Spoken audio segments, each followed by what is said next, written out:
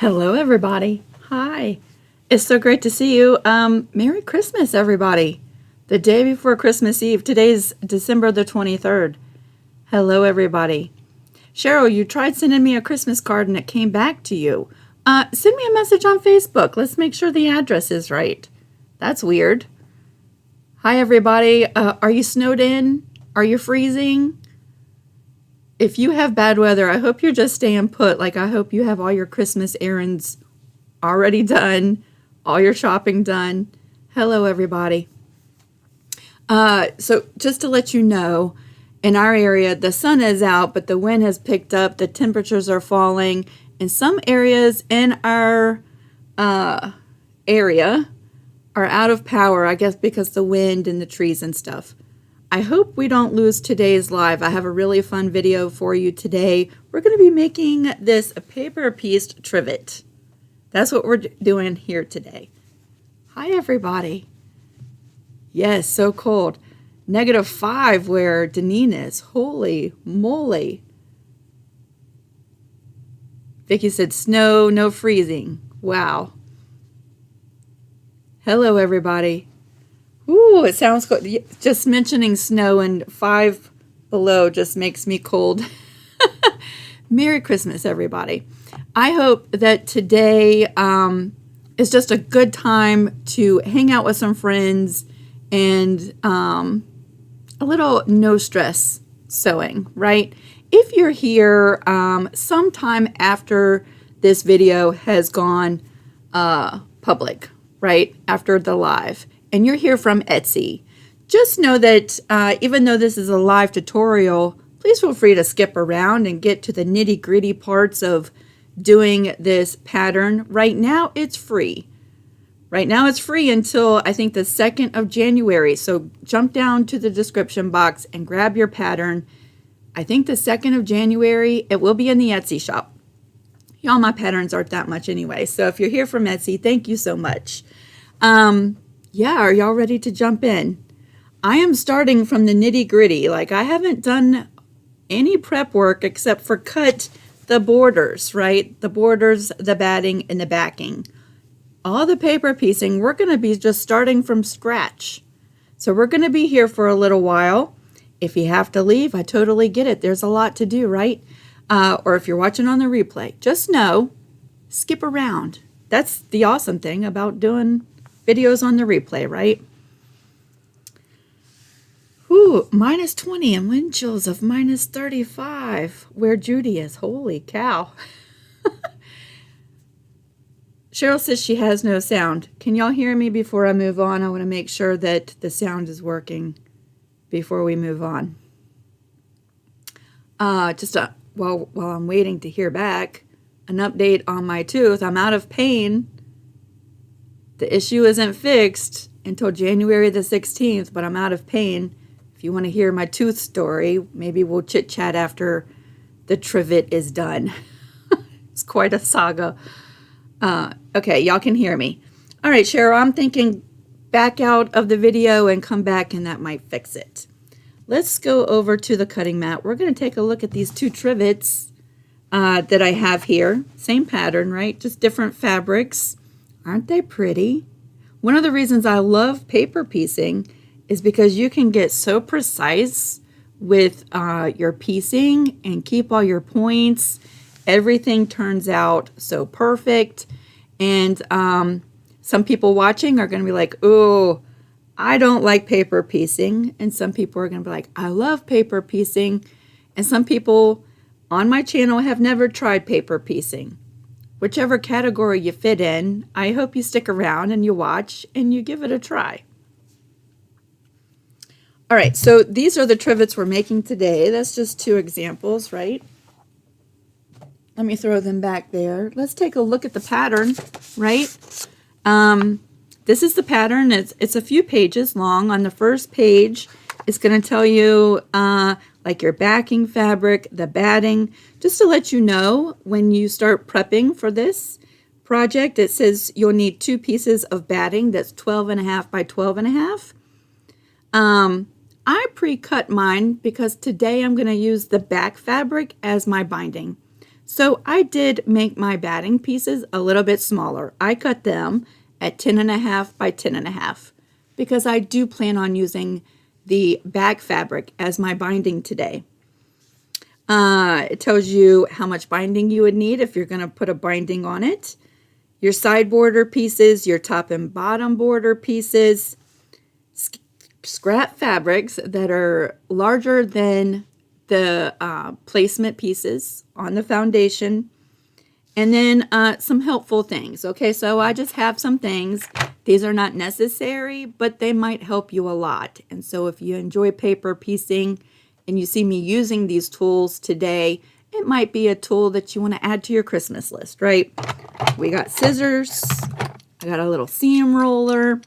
Of course, a rotary cutter. Add a 1/4 inch ruler. I have the short one and I have a longer one.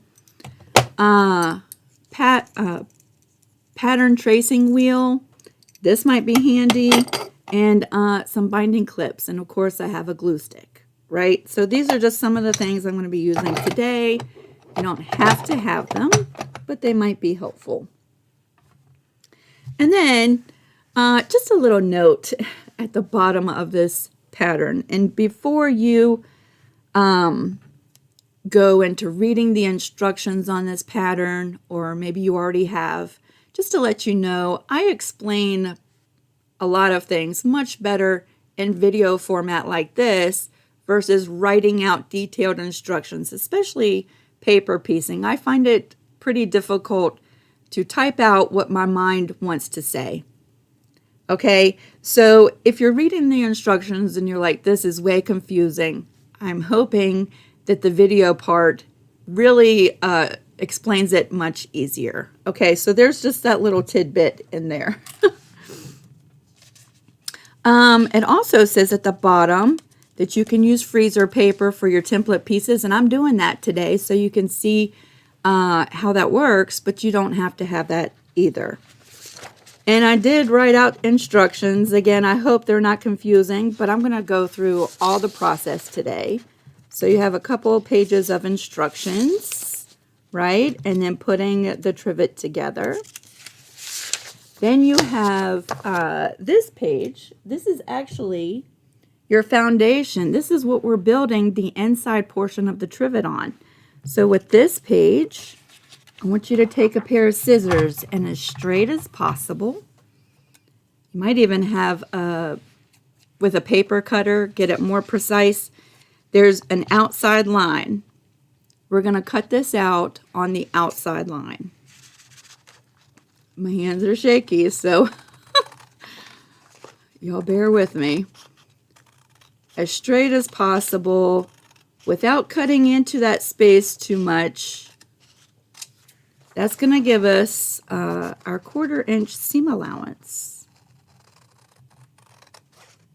Right, we're going to cut it out all 4 sides. And this is just prepping for the paper piecing portion.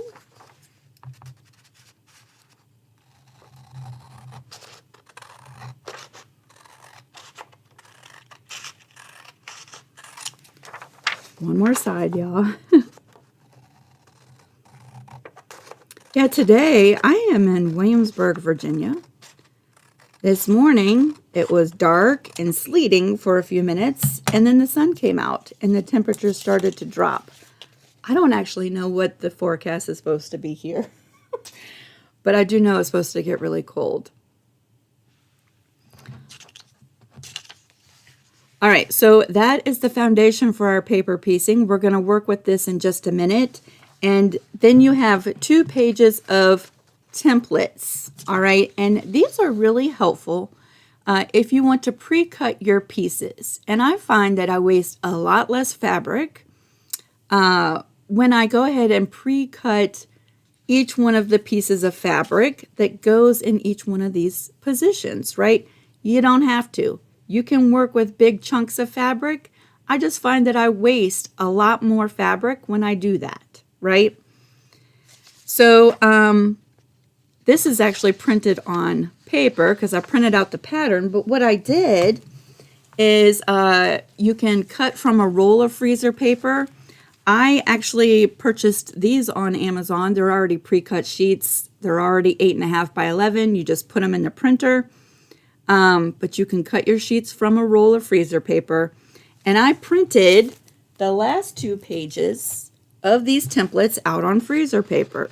So I printed on the dull side, and the shiny side is on the back, right? That's the side that goes towards the fabric. All right. So I'm going to just move these off to the side. Are y'all ready? So the first thing that we want to do is just a little bit of prep work, and I've already done it with one, so we don't have to do the whole thing. But each one of the lines in between each one of these positions needs to be pre-folded. And I find it pretty helpful when I take my tracing wheel and I score the paper, because we want these folds to be pretty exact, right? So if you take a ruler and you line it up on each one of the lines, oh, my hands are so shaky today, and you just take a tracing wheel or maybe something that scores the paper. We don't want to cut the paper, but we just want to score it, right? I find it much easier to fold the paper. So we're going to fold the paper. Fold the paper. And it folds pretty easily and nice and straight since we scored it. We're going to fold it one way, and then we're going to fold it back the other way. We want these paper folds to be able to easily flip back and forth between the 2 sides, right? So you're going to do that for each one of these paper positions. So you're going to have a piece of paper that looks like this, right? This is your foundation. It's got lots of fold marks on it. But you can also see the position marks on the back side too, right? That's going to be helpful when we go to place our very first fabric piece. So easily I can fold the paper back and forth between all of these positions. See that? Right on that line. So you're going to do that for each one of these paper positions. Vicki said, my printer didn't like my freezer paper cut from the roll. I know, because it's like curled, right? I know mine struggled a little bit, and that's one reason why I went to the sheets that are already pre-cut, just so it just makes it a little bit easier. Valerie said, my roll wouldn't feed through my printer. Any suggestions? So with the paper, the freezer paper from the roll, if you have a stack of paper behind that, if you have a rear feeding printer like I do, I find it helpful to have some paper in that feeder and then put your freezer paper on top. It does help a little bit to help kind of flatten it out towards the bottom. If you take all the paper out and you just put the freezer paper in, I find that my printer doesn't feed the freezer paper. But try that and see if it works. Okay? Again, it's not necessary that you do this. And I'm going to walk you through, that's how I'm doing it today, but it's not necessary. You just might find it helpful. You might also find it helpful if you were going to make a bunch of these, right? To get some template plastic, like the clear cutting mats from the Dollar Tree. You get 2 of them for $1.25 and trace on the clear template plastic and pre-cut your pieces that way. That's another way to do it, especially if you're making a lot of these trivets, right? Okay, so let's say you've already pre-folded all your lines, right? You're ready to actually get started. I feel like I have lots of talking to do today. Oh, and see, Judy just traced her patterns onto the freezer paper. That's another great way to do it. I just thought I would arrange these so that if you wanted to try, and you could print these right out and save a little bit of time, right? So there's that. Okay, so I think what'll be helpful and save a little bit of time is I'm going to go ahead and just separate all of these pieces, right? I think that'll save a little bit of time. When we're separating the pieces, we're not cutting them out on the line just yet. We are just separating, getting rid of all the extra, right? And just having it so that we're ready to work with these pieces. Let's do that.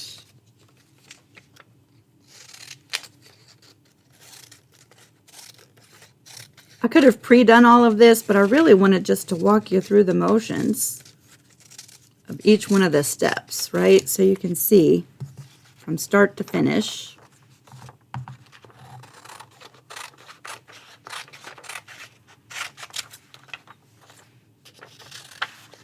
Just separating. Each one of these positions has been labeled for you, so you know which piece goes with which piece.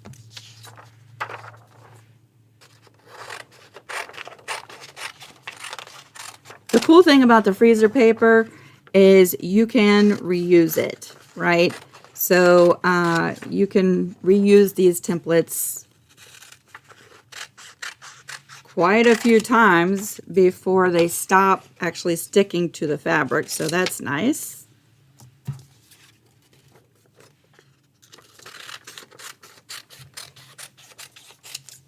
All right, we're almost done. See how quick that goes? So we have all those pieces. Let's separate these two. Let's separate these two.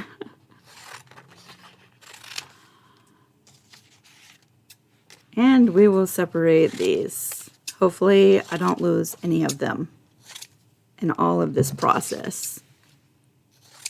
There we go. All right. It's a very informal, formal class, y'all. Okay, let me get this iron warming up just a little bit. Sylvia says, I use normal printer paper and use Elmer's glue stick to fix it to the paper. That's smart. Angela says, thank you for the detailed instructions. Paper piecing intimidates me. I hope you give it a try, Angela.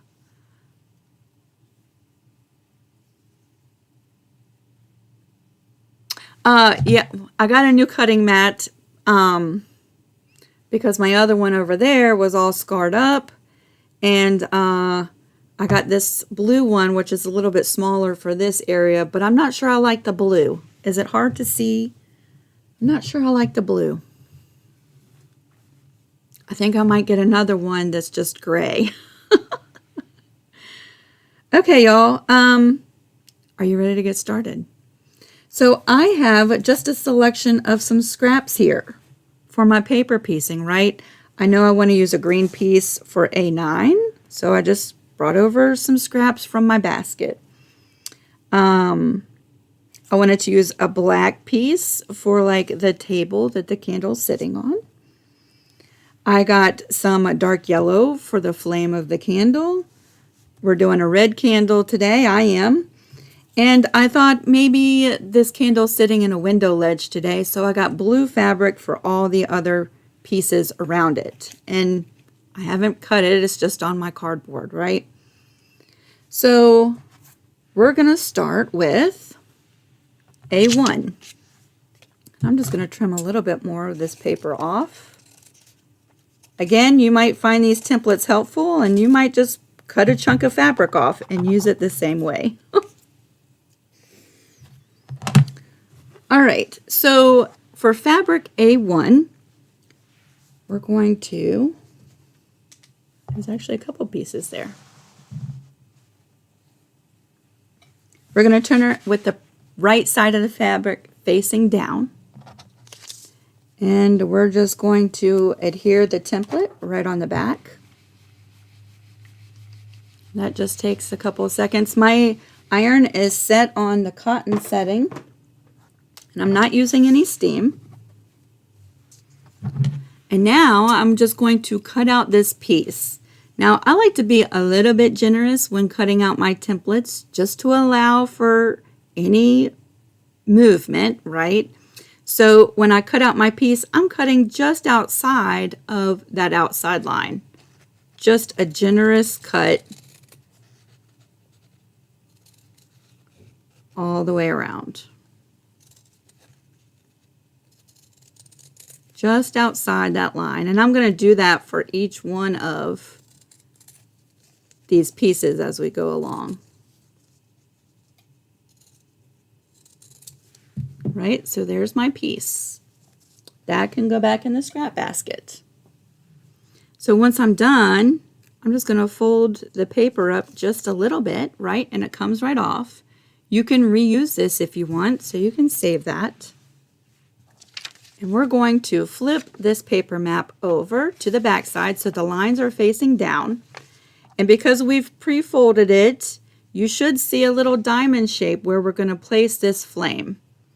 Now this is the part where on the first page I mentioned having a light pad or a window might be helpful, because we want to, and this is probably the most precise placement we have to do for the whole thing, right?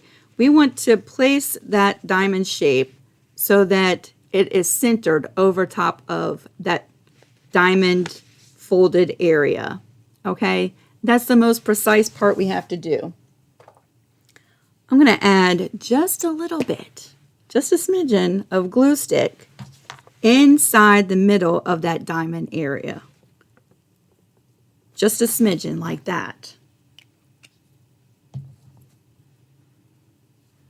If you have a light pad, you could put this on your light pad. You'll be able to see the lines through the paper, which might be helpful too. And you can even see through your fabric to make sure that you're centered. So I'm just going to press it on like that, and I'm going to hold mine up to the light. I think that's pretty good. And for this placement, I'm going to dry that with my iron. That's just going to keep this fabric on the paper, right? You could use a pen if you want to. This is going to be a really small piece, so I feel like if you're using a longer pen, the pen might get in the way. So there we go. Our fabric's not going anywhere, and it's placed right where the flame is going to be. So that was A1. We're going to flip it over, and we're going in numerical order. Okay, so A1, we're going to find the piece that says A2, which of course now they're all mixed up. Here we go. There's A2. I'm going to be using some blue fabric. So I'm just going to cut myself a little chunk so I don't have to keep pulling this over every time. I'm going to place the fabric for A2 with the right side facing down. And I'm going to press on the template for A2.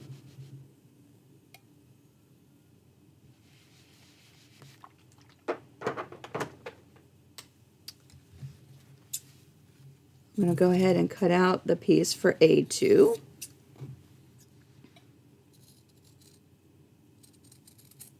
Again, just being a little generous.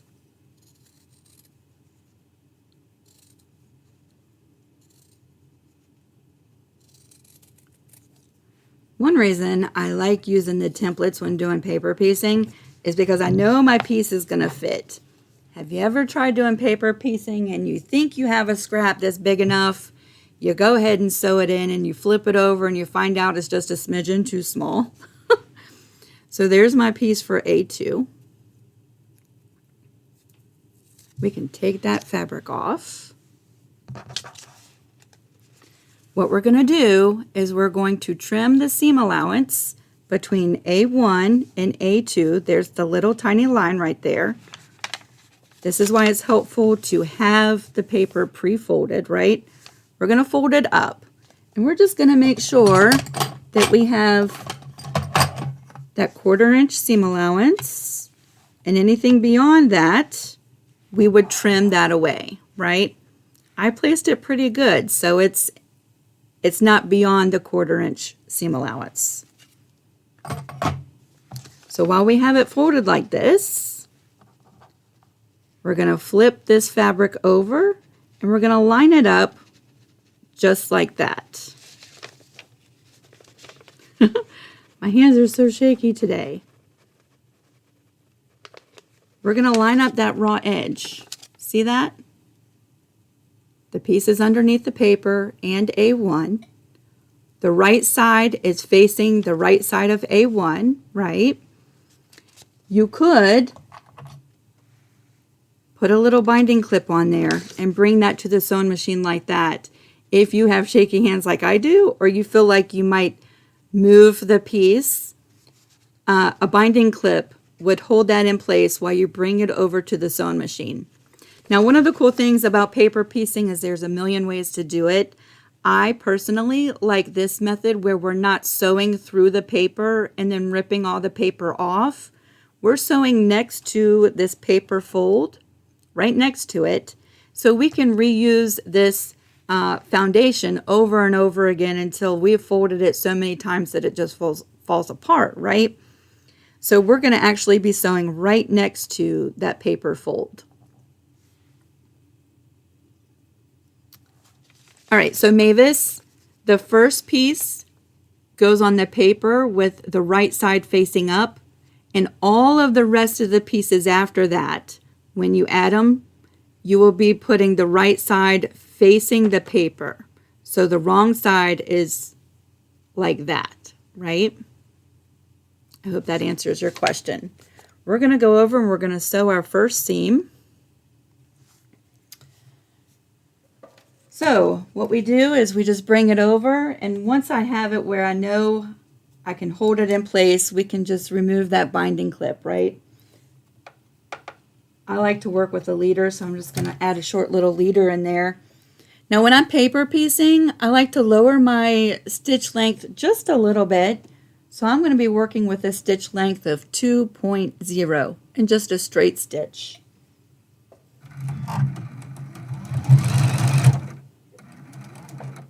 All right, so we're going to line up the needle so that it's right next to, you can just bump that paper right next to that needle and move it up so that the fabric is right there. And we're sewing this short little seam right next to that paper fold.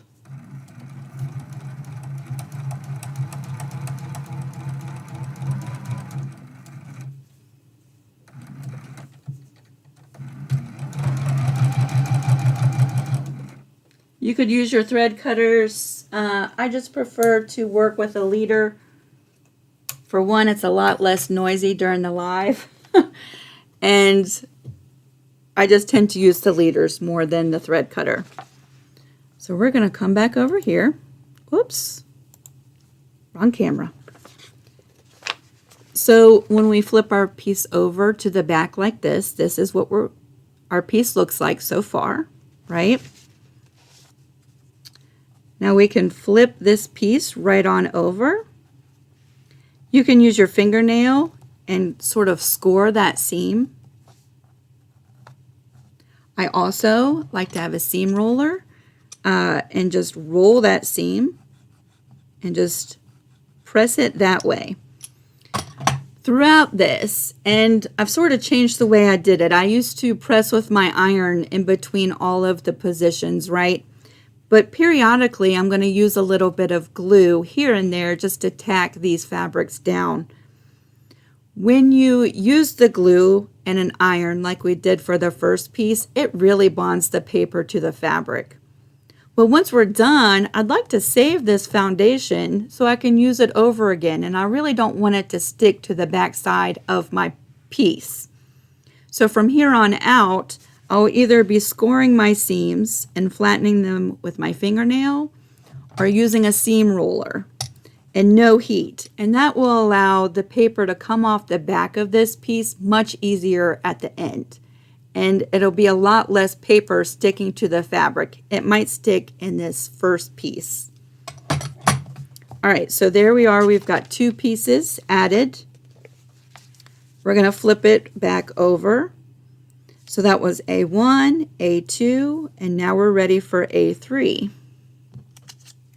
I want to thank my moderators today. Thank y'all so much. It makes it very helpful that y'all are keeping an eye on everything, because it takes a lot of concentration so I don't mess up. All right, so I'm going to bring in my iron and just prep position A3.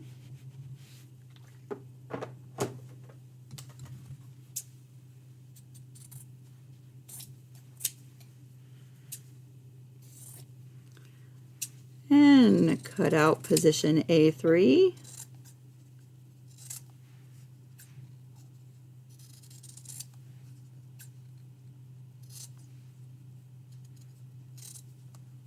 I feel like these templates also help you line up the piece with the seams, right? Again, they're not totally necessary. You don't have to have them. So there's our fabric for A3. We're just going to flip the paper over. We're going to trim this to a 1/4 inch seam allowance. If anything hangs over that 1/4 inch, we're going to trim it away. I'm good, so we're ready to move on. We're going to line up the fabric for A3 right underneath. So the right side is going towards the right side. And we're just lining that up and bringing this over to the sewing machine.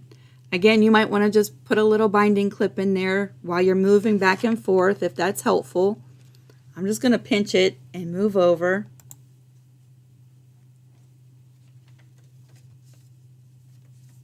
So that nothing moves.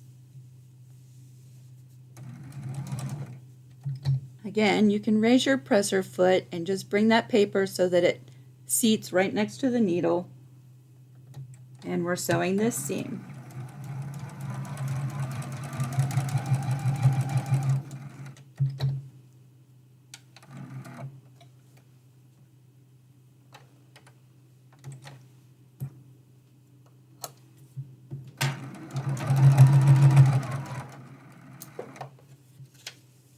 Go.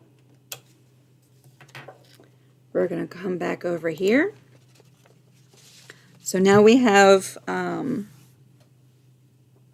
third fabric added, right? We're going to flip that over. And I'm just going to score that seam. Just a little bit like that. You can take your seam ruler and really work that seam nice and flat, right? So there's our third piece. We're going to flip it over, and next we're adding A4.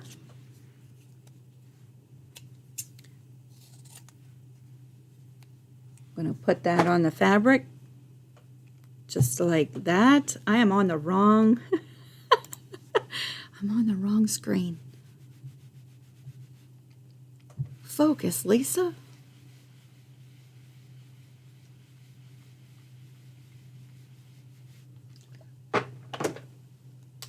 So we can prep this piece.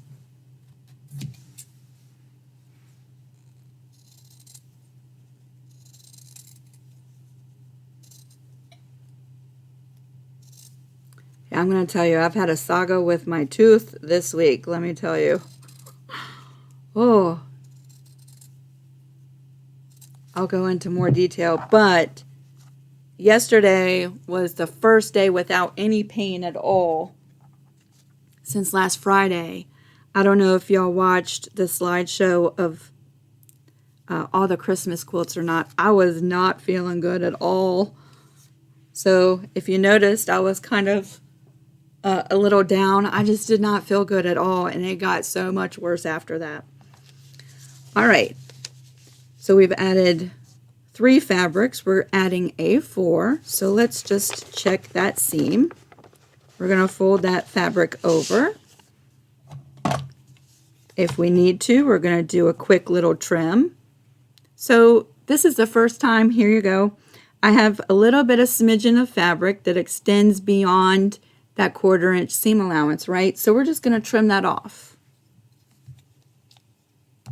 Believe it or not, any little bit of extra fabric in that seam allowance does add a little bit of bulkiness to the piece.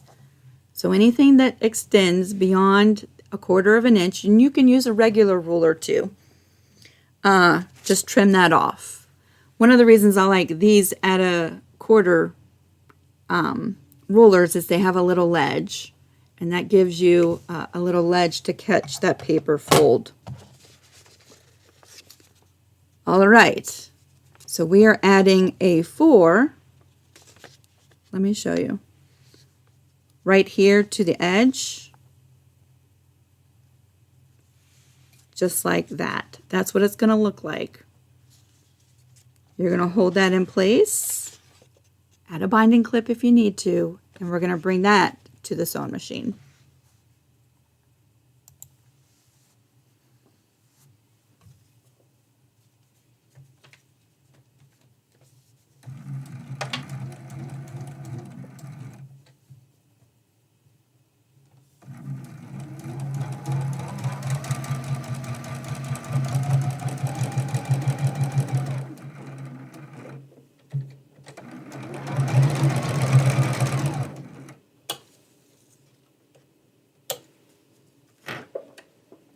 All right,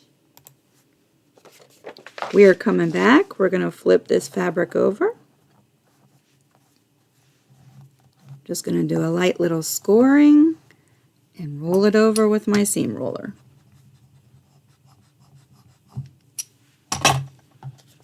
We're flipping it over, and we have one more little blue fabric that's going to go around this flame, and that's A5.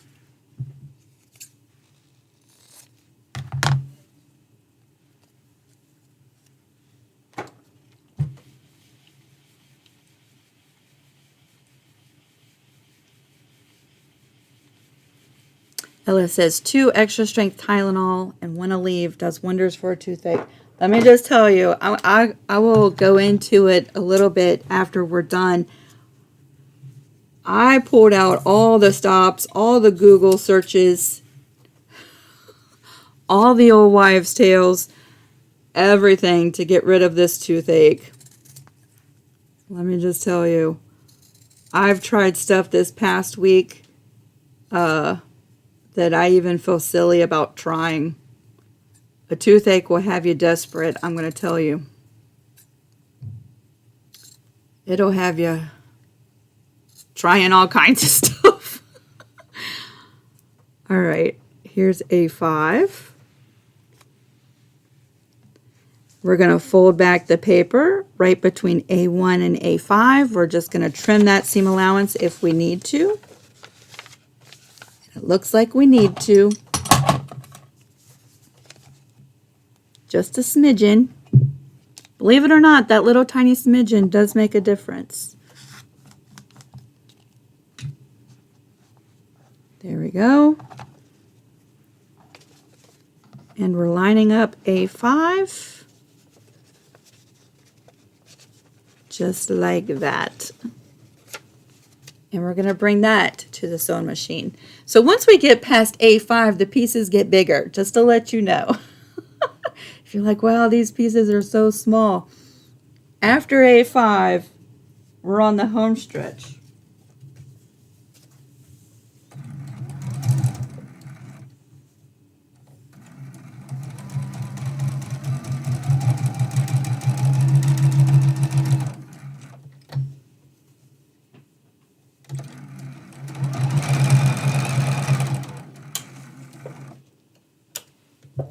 All right, so short little tiny seams, right?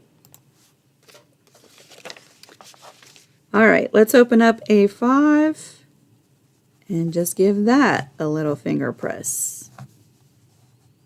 So there is our flame perfectly pieced right in the middle, right?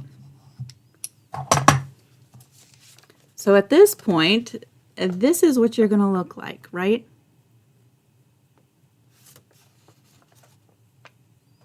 I've been to 2 different dentists this week. too. All right. So that was A5. Now we're working with A6. So we're going to do the candle piece. So for my candle on this one, I wanted it to be red. So let's bring in the red fabric.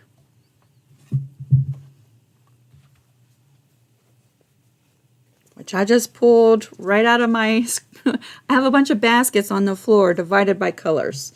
I just, when I have pieces that I'm like, I don't know how to fold this neatly, it goes in the basket down there. We're just going to give that a quick little press, and we're going to find the piece for A6. So there's A6. What I like about the templates too is I'm not guessing. Like, I know this piece is going to be big enough.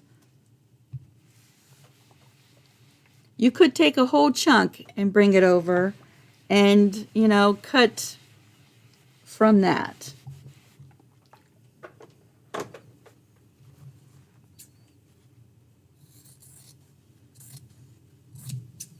So that goes right back into the scrap basket, right? I'm just going to cut this piece. I'm going to try to show this up close so you can see when I say I'm being generous with the cut, what that actually means if you can't see it.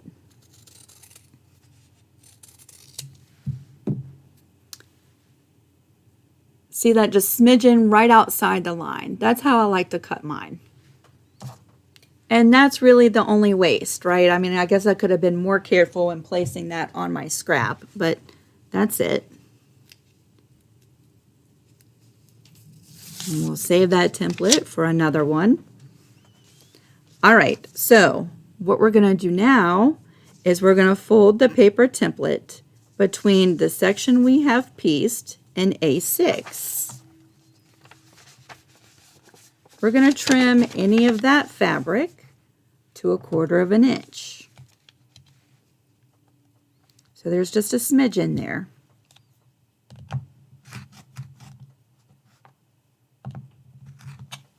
There we go. See that? Just a little bit. And now, it's hard to tell with the red fabric, right? Because it's a solid. Put the right side facing the right side of the pieces you've already pieced. And we're lining up those pieces just like that. See that? Lined up perfectly. Now we're sewing that seam.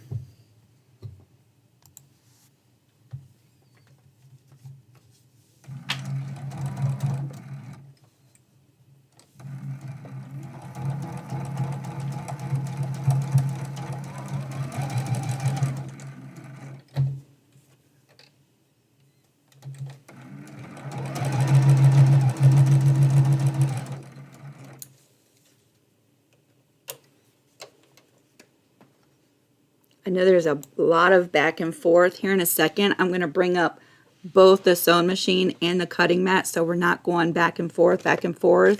But I feel like these first few seams, I really wanted you to be able to see this pretty good. So on this piece, you might see a little bit of smidgen there because I've used this template before, right? I'm just going to add just a smidgen, just a little wipe of glue right in the middle, not near the folding lines, right? And we're going to flip this fabric over, and that's just going to tack it down so it's not flappy and possibly moving out of the way when you need it to stay put, right? I'm just going to slightly press the fabric in that glue. Then I'm going to press that seam right there. Now, one of the reasons I love paper piecing, and this is the first opportunity so far that I get to show you. See that little point between the flame and the candle? That point exactly meets the candle. So we have not lost the little tiny point right there, right? Where if we were piecing, traditional piecing without a foundation, it's very possible that if you're not super careful with your seam allowance, you could lose some of your points. Paper piecing gets it so precise.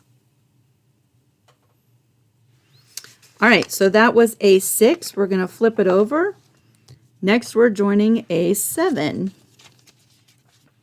So there's my A7 piece. That's going to be blue for me. Does it fit that way? It does.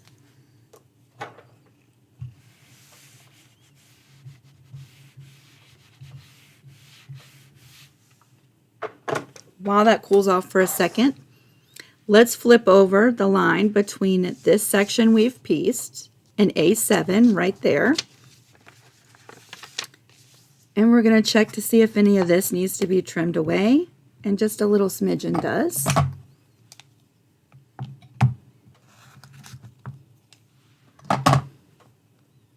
Just little bits. And now we can cut out our piece A7.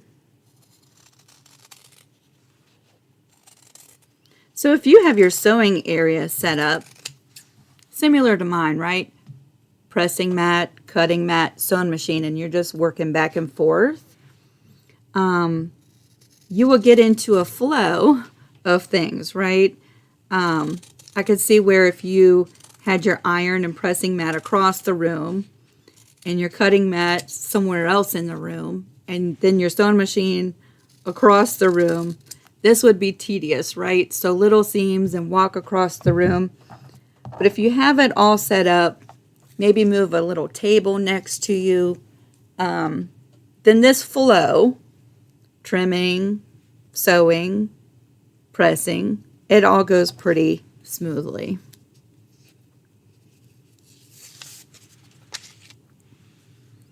All right, so there's our piece A7. Right side facing up, it's facing these pieces. We're going to line that up, which I have to move it this way a little bit so I can see. We're going to line that up. Put a little binder clip there if you find that helpful. Just like that to keep it in place. And we're sewing this seam. So now I'm going to try this layout and see if this is helpful for you. So we're not going back and forth so much, right? Keep those pieces lined up.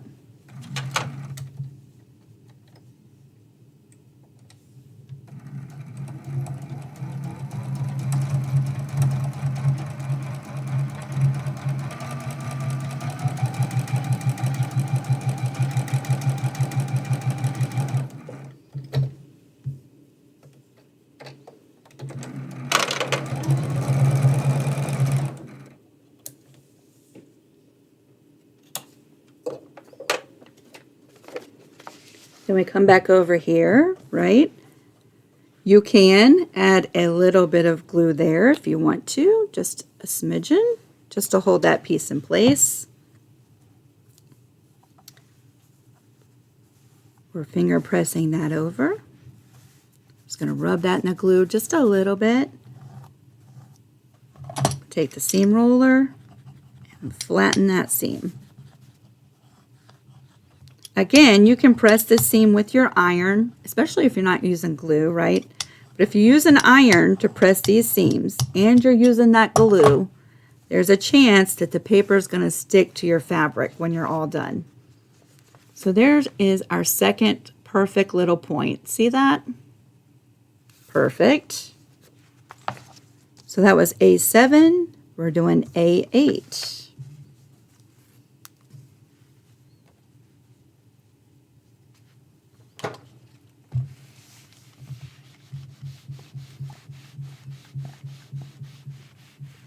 Merry Christmas, everybody.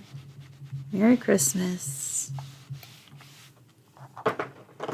So while that's cooling off, we're flipping the pattern between this section and the line between A8. Let's check that seam.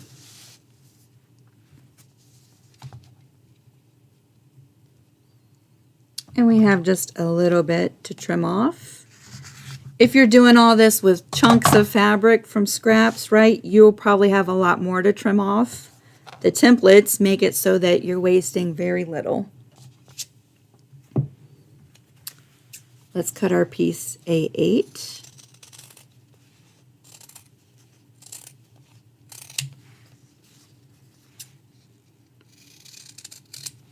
We are just about ready for Christmas. I have to go to the grocery store tomorrow to get a few things for us to eat on Christmas Day, right? But that's it. And I think I have 3 presents to wrap. So we're doing pretty good. There's my piece for A8. Right side facing up, right? We're going to place it right over top. I have to scoot it down a little bit so I can see. There we go. We're just lining up those raw edges. And I'm just going to pinch it like that and bring it over.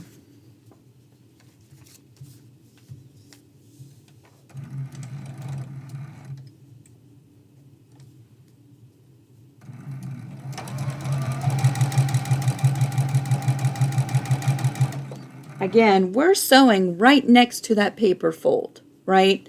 If you sew over the paper fold, you might still be able to use your template, but the needle is riding right next to the paper fold.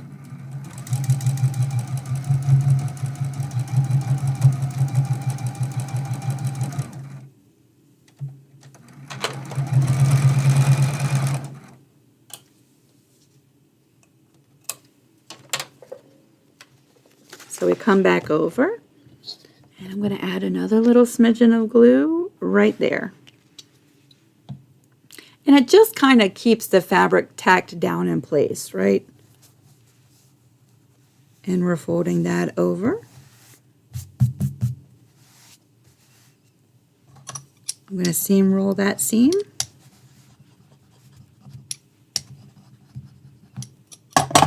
And I'm just going to lightly rub the fabric on that glue. So look at that, y'all. Perfect little points with my flame, right? So that was A8. We're coming down here and we're doing the base of the candlestick with A9. So where's my template for A9? And I know I wanted to use a green fabric for mine. So we're going to just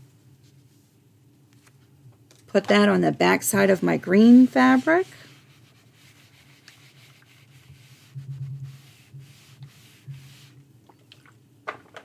We're going to let that cool off for a second, and we're going to fold this foundation between this section and A9 right on that line.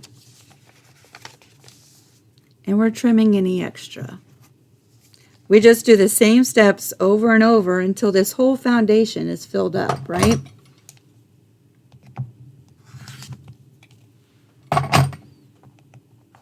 Just a little smidgen of waste.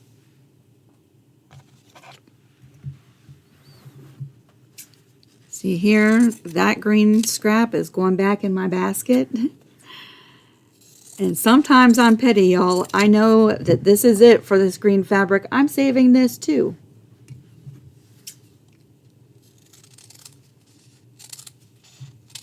You never know when you need just a little smidgen of the perfect green.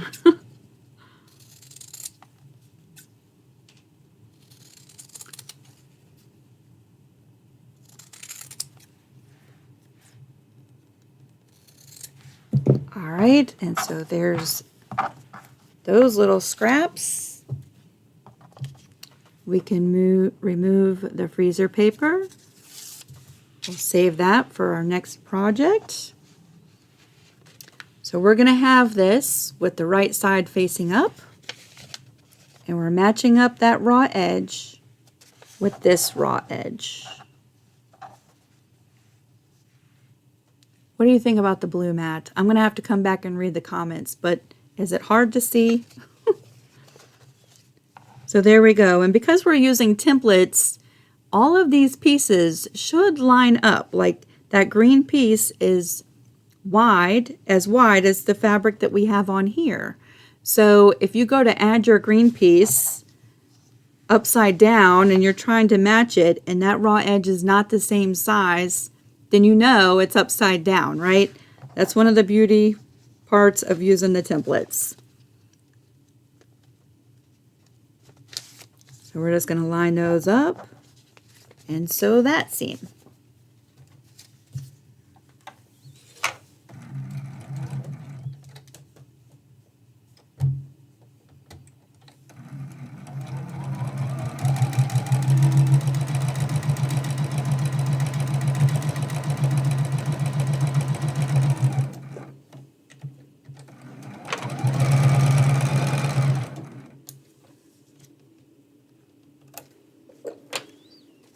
And I forgot, we do have two little smaller pieces still, right around the base of this candle.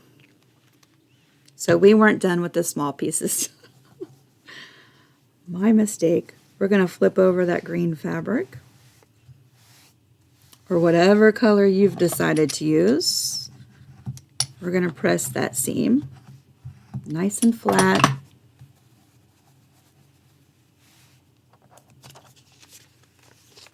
So this is where we are at this point. So it goes by pretty quick, right?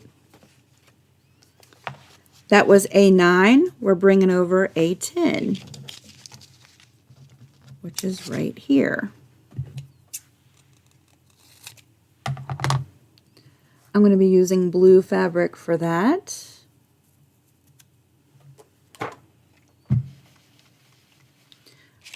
I'm going to go ahead and fuse on A11 as well, because both of these pieces use the same fabric. We'll just knock out two pieces at one time. That was 9. We're going to fold over on the line between 9 and 10 and trim that fabric. A quilting girl says she loves this mat because her favorite color is blue. All right, there's 10. Let's go ahead and cut out this piece.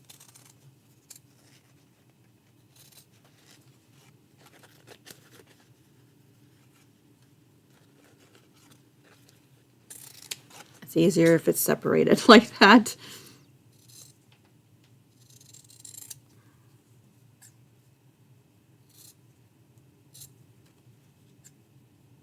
Yeah, the wind is just blowing a gale out there. I can hear it.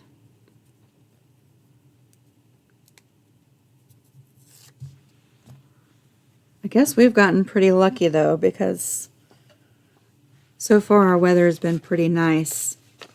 All right, so we're adding A10 like that.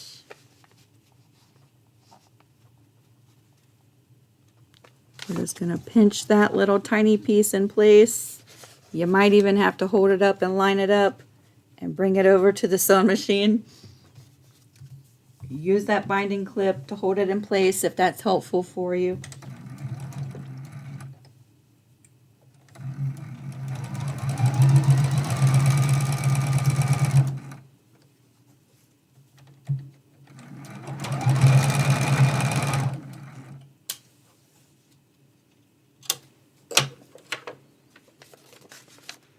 So there is our piece for that. We're going to just fold that over. I'm not going to add any glue to that piece. I'm just going to press that seam over. That was 10. We're going to trim A11 if we need to. Just a little tiny bit. Just a smidgen like that.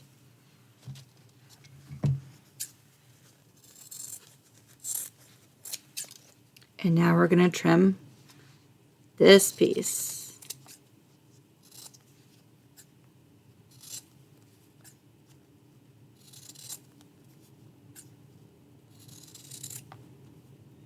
I would say this pattern is pretty beginner friendly, right? We are working with some smaller pieces in some of the placements. But as far as paper piecing goes, I would say it's pretty beginner friendly. All right, we're going to line up that piece, and for me it's just easier just to line it up, hold it up, and line it up just like this so I can see it. And we're going to sew this one.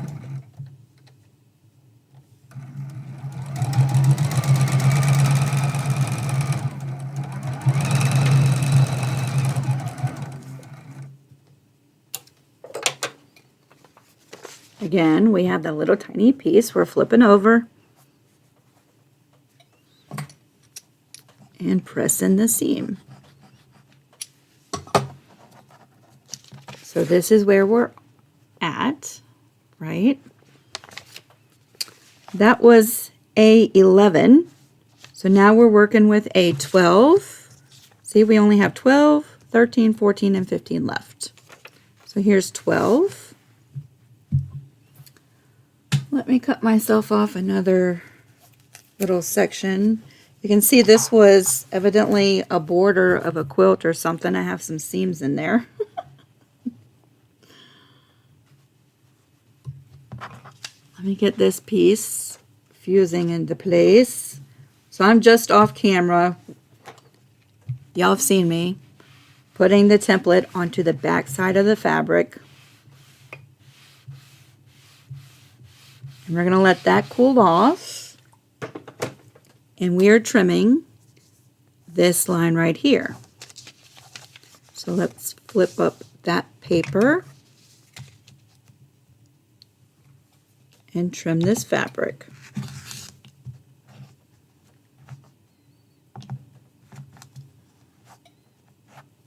Little smidgens.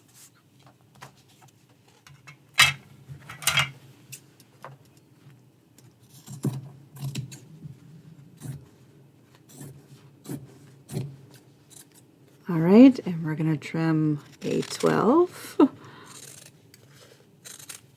I had really thought about like pre-doing and pre-cutting out all of these templates, which would have saved a little bit of time. But sometimes I feel like, especially if you are like this is your first time doing it, actually seeing the whole process from start to finish is helpful for some people.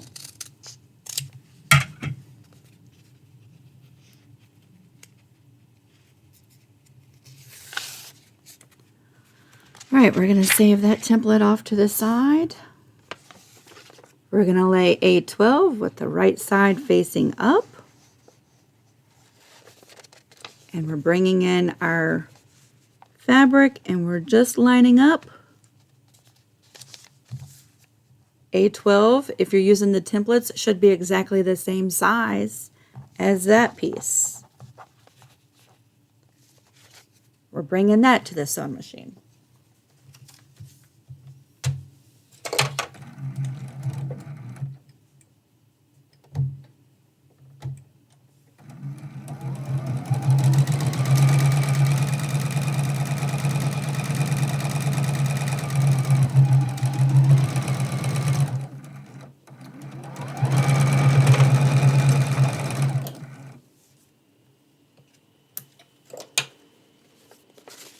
With these bigger pieces, I like to use just a smidgen of glue just to keep them from possibly moving around as we continue, right? We're going to press that seam. So now the left side of our candlestick is starting to take shape, right? We're doing A13 next. I'll get that template pressed to the fabric. Judy said, I'm so glad you are doing the whole process. I'm glad. I didn't want y'all to get bored, right? And I know some of y'all are snowed in and you don't have anything else to do. But I also don't want to bore you and be like, this is so repetitive. Like, this is boring. I'm not going to watch anymore. We're trimming this fabric right there. So let's do that. I also know that when I'm live and I'm focusing on the project, I miss a lot of comments or questions too. And so many of y'all are really helpful and you answer questions for me. So thank y'all so much. But just know if I've missed your question or your comment, I do come back later and read them. I do. But if you have a question that's not been answered and you have time to stick around, I hope you do and ask again.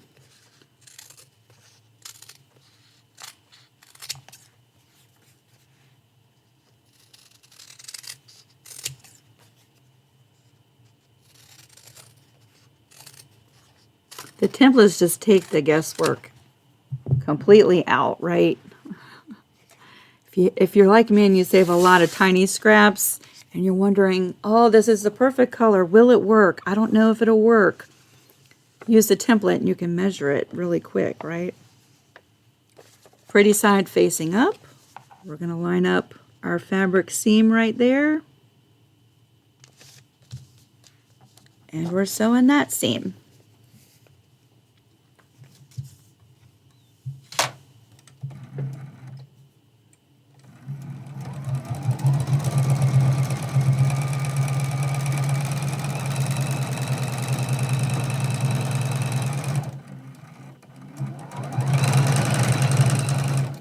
Also, I have a little treat for those who are interested in the mystery quilt, but you are thinking about using different colors. If you want to stick around till we're done with this, I have an idea for you. If you struggle with picking colors and you want to use different colors, but you're kind of challenged when it comes to that, like I am, I have a little tip for you. So if you want to stick around, you might find that helpful. So there we go. What was that? That was A13. So at this point, I want you to just notice something. A12 and A13 extend beyond the paper foundation, right? That's what we're going for. Once we add A14 and 15, those pieces will also extend beyond the edge of our paper. The edge of our paper gives us the perfect block size for this trivet. So that's why when you're cutting this paper out, it's really important that you're cutting exactly on the line, right? Because that gives us our 1/4 inch seam allowance. But at this point, these outside pieces will extend beyond this paper foundation. So that was 13. We're doing 14 now. We just have 2 more pieces to do, y'all.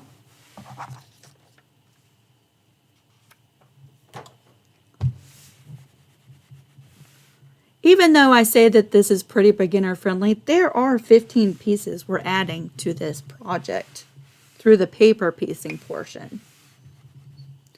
It's 15 sounds like a lot, but it's by the time you get around to 15, you're just, especially if you're brand new, right? You're just getting into the flow of everything, right? And I feel like if this was your very first project, by the time you piece A15, I think you're going to feel more comfortable, you know, with the process by then.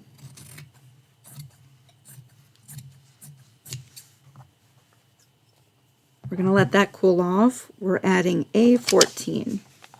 So let's just fold that back. This is where the longer one comes in handy. And I just have 2 little short places.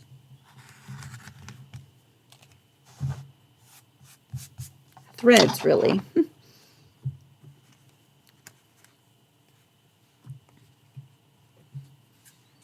All right, let's get this piece trimmed.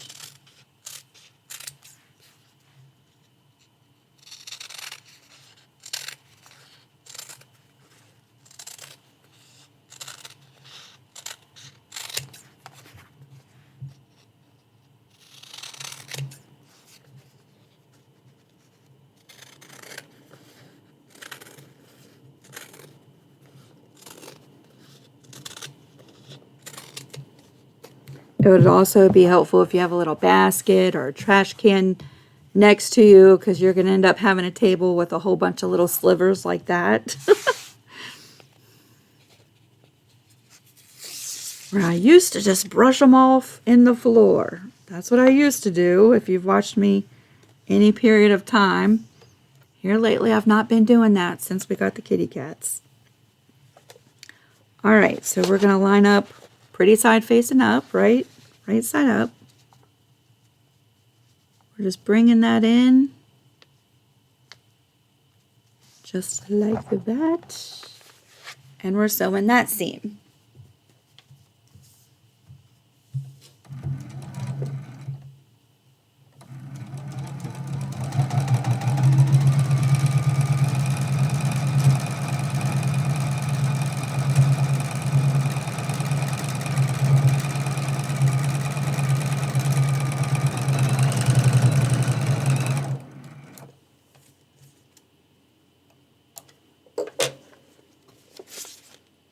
A little smidgen of glue right there, and maybe little wipes towards the corners just to keep that fabric in place.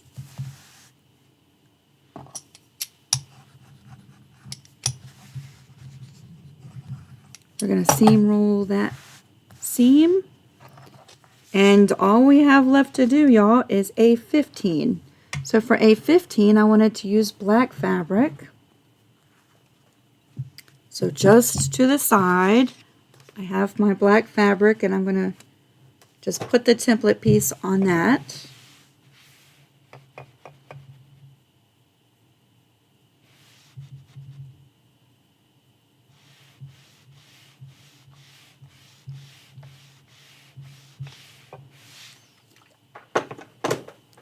And we're trimming the line right above A15 if that needs a trim.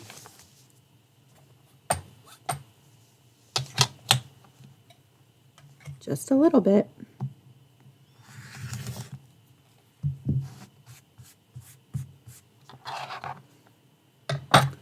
And let's cut this last piece for our foundation.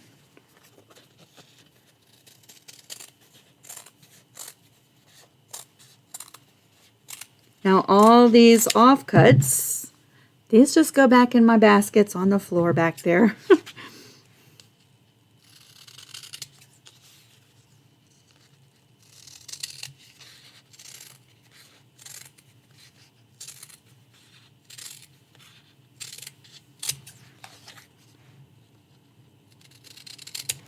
There we go. I am someone who finds it much easier, although you can reuse these templates over and over again. You absolutely could. I'm someone who finds it easier to cut through the paper and the fabric. I just find that easier. If you take this template and you fuse it onto fabric, the fabric just sort of wants to just like bend over, right? But you could absolutely keep reusing these. So you don't have to print them over and over again. All right, this fabric with the right side facing up. One thing you'll notice, let me just mention this, with the last piece, which was A14 and A15, because we have some extra fabric hanging off the sides, your template piece is going to be a little bit smaller. See that? What we're aiming for is that when you place this and line up those raw edges, you're going to have fabric that extends beyond both sides of the paper. And you can see it. See that? The fabric will go beyond that paper edge, and the fabric will go beyond that paper edge. So you really just want to center these last two pieces. You will notice that they're smaller because of this extra, right?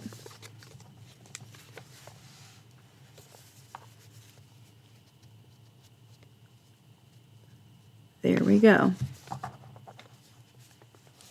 This is our last seam for the foundation part.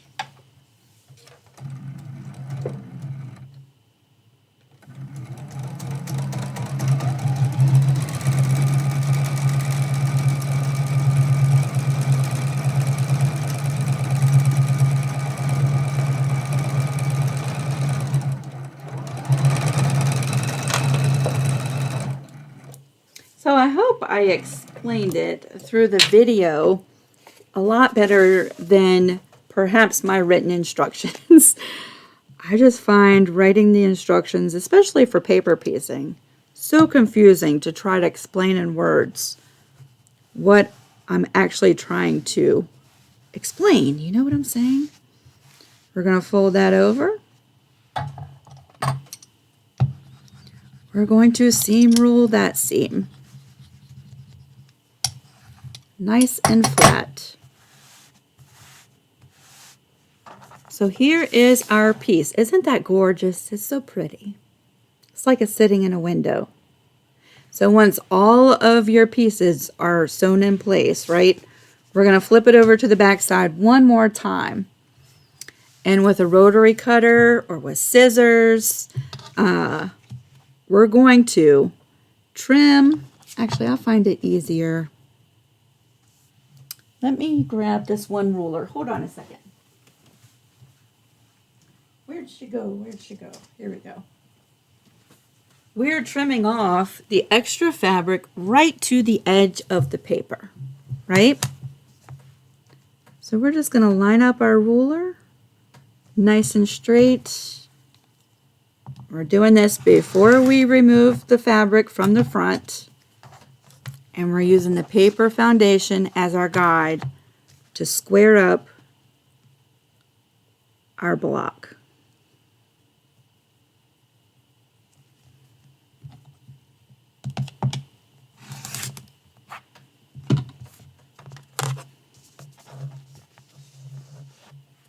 You can use this lined right along there with the 1/4 inch line on your ruler just to make sure it stays nice and straight. Just in case you were cutting, you know, when you cut out your foundation, if you wobbled just a little bit, you can use that inner line with the 1/4 inch line on your ruler just to make sure everything is nice and square.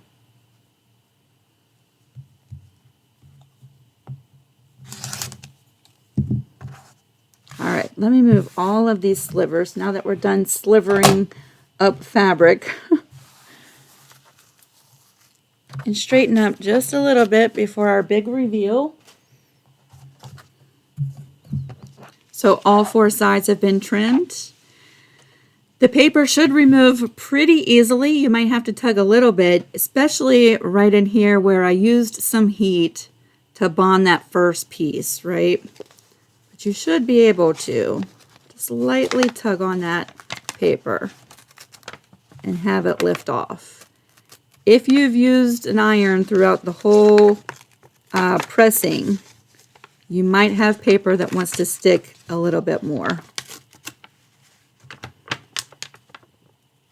Right there in the center. Just going to easily see that. That's where we used the heat. But everything else lifted off pretty easily, right? So here we go. Here's the big reveal of the center of our trivet. Isn't that so pretty? I love it. Donna said, do you ever use a 12-inch 1/4 ruler? What is this one? Yeah, this is the 12-inch one. This one's, I do. I find the smaller one easier to maneuver, just being honest, but I do for the longer seams. I have these two. I find this one easier to use, and I like this one because it's got a tapered edge. So for like folding the lines, getting this foundation ready, I like the tapered edge on this one. I wish the 12-inch had a tapered edge, but it does not. So there we go, y'all. That is the paper piecing portion of the trivet. Isn't that pretty? So pretty. So that's the paper piecing portion. We're going to go ahead and just sew on the borders for the trivet, right? So the trivet has 4 borders. There's 2 sides that we're going to add first. And I used a directional fabric, so I want to make sure that I don't sew the pieces upside down. So once we get the sides on, then we're attaching the top and bottom. So let me change this presser foot. I had an open toe foot on, hoping that you could see the paper piecing portion a little bit easier. I'm going to put on my regular foot.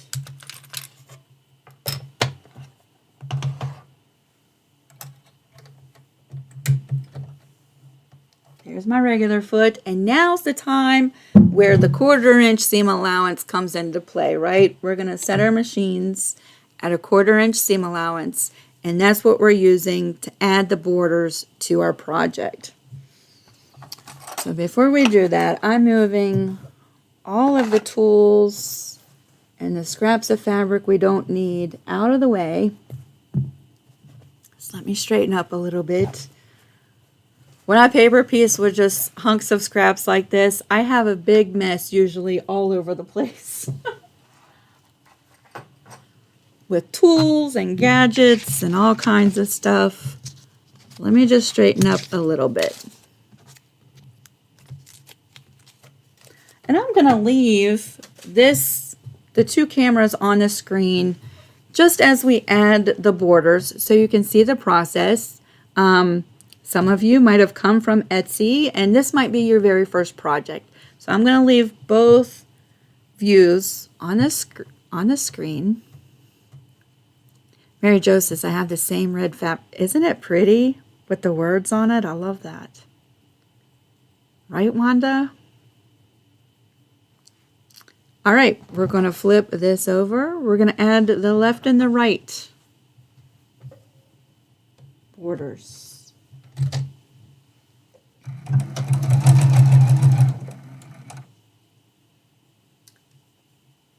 So, this middle foundation, I don't know if I mentioned this. The middle foundation measures 7.5 by 7.5. All right, so that's where you should be.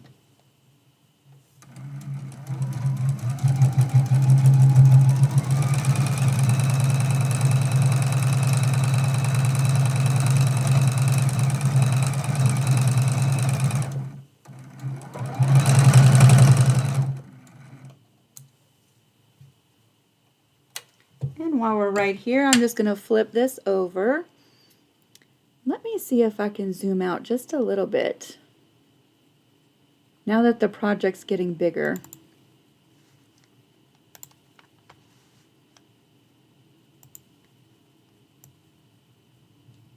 Oh, wrong camera.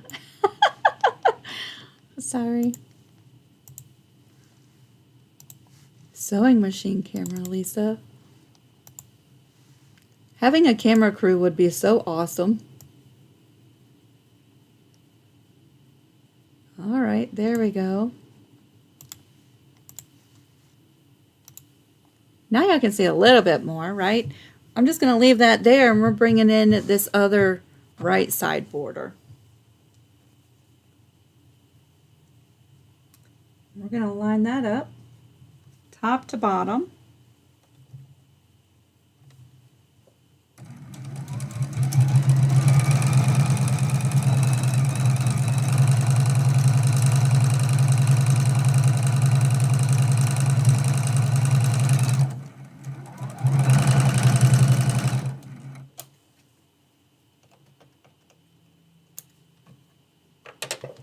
And now we're pressing. So let's just go back over here so you can see the whole thing. So we're just going to flip these borders right over. I love paper piecing. Oh, me too. I'm going to tell you, when I first started paper piecing, it was so confusing. It really was. And when I started paper piecing, I was doing it so that you sewed through the paper, which a lot of people love that.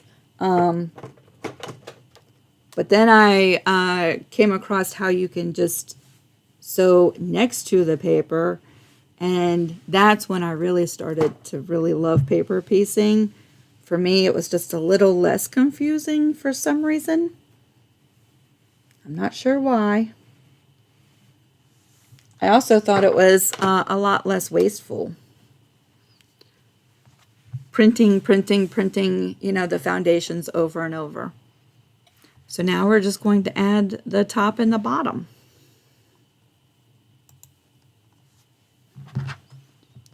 Let's bring this over.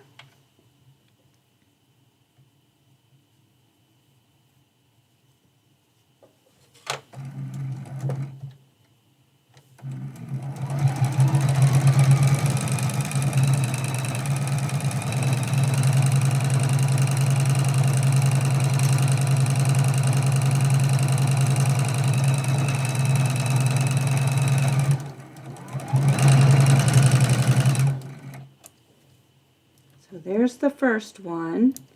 We're going to stay right here, and I'm going to bring in this second border and just make sure I'm not putting it upside down.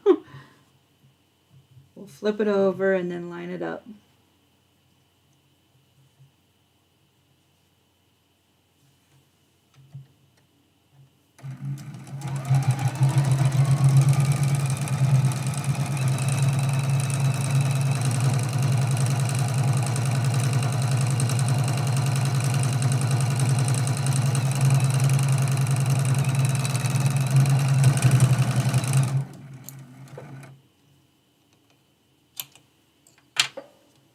And now let's press these two seams. So we'll just move that right in there like that. Yeah, I love the fabric with the words on it.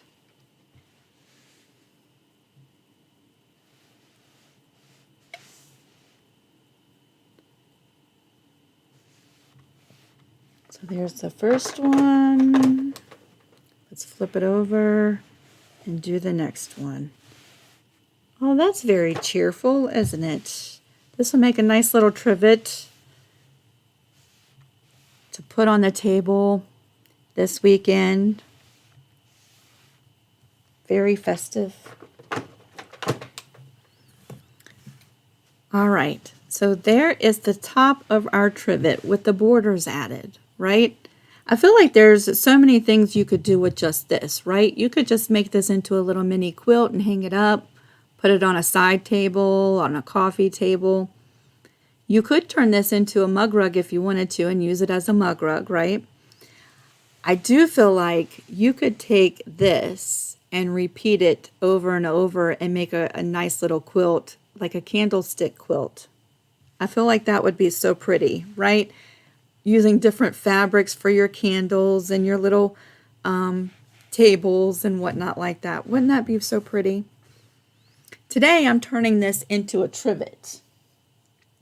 So what I've gotten is my back fabric. I've already cut this to 12.5 by 12.5, and that allows you a little bit of fabric to fold over as you're binding. If you're using a traditional binding, after quilting, you'll just trim that off, right? And square up your trivet and then add your traditional binding. I have 2 layers. I was trying to think where I was. I have 2 layers of warm and natural batting. You can also use battings like Wrap and Zap. If you know you're going to be placing really hot things on this trivet, you might want to use something like that, right? It is a lot more heat resistant. I would say to stay away from mostly polyester battings if you plan on using this as a trivet where you know you're going to put some kind of heat on this, right? I've made many trivets and casserole trivets using 2 layers of warm and natural, and for me it's manageable to sew through and to quilt through. And it also does provide a little bit of heat protection to my countertop or my table, right? So we just want to center the batting in the middle. I'm thinking we have 1 inch of extra right now. So I'm just going to take my pen. My heat erasing markers are on the other table. I just want to center the batting right in place like that. I would use a heat erasing pen if you plan on using the back as your binding. I'm cheating just a little bit. I want to center the batting right in the middle. And I'm going to glue base these layers so they don't shift around too much. Just a few swipes of glue. And y'all, those of you who have watched many of my videos, y'all have seen me do this a million times, right? With mug rugs and other projects.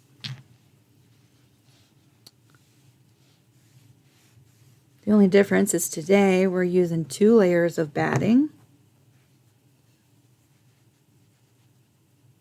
Again, if you came in after the beginning, the pattern calls for 2 layers of batting that is 12.5 by 12.5.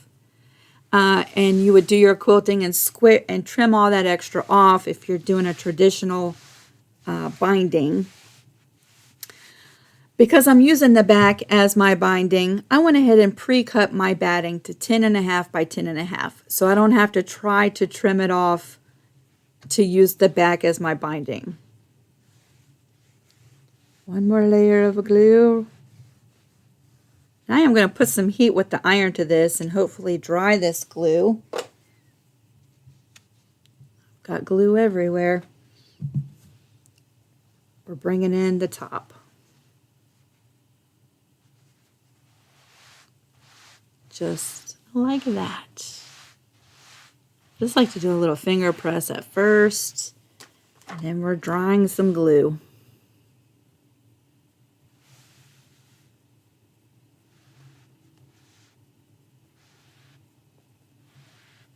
Just putting some heat to it.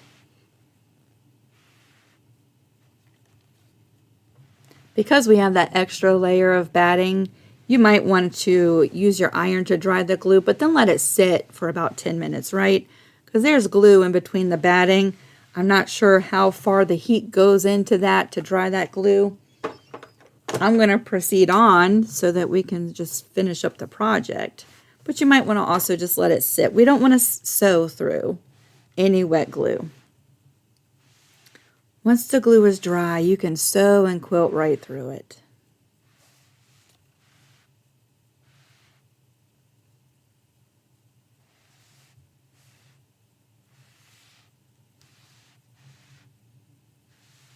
Thank y'all so much. All right, that's going to be hot for a second. We're going to just let it cool off for a second. Ooh, and I'm going to take a sip of my drink because I feel like I've done a lot of talking.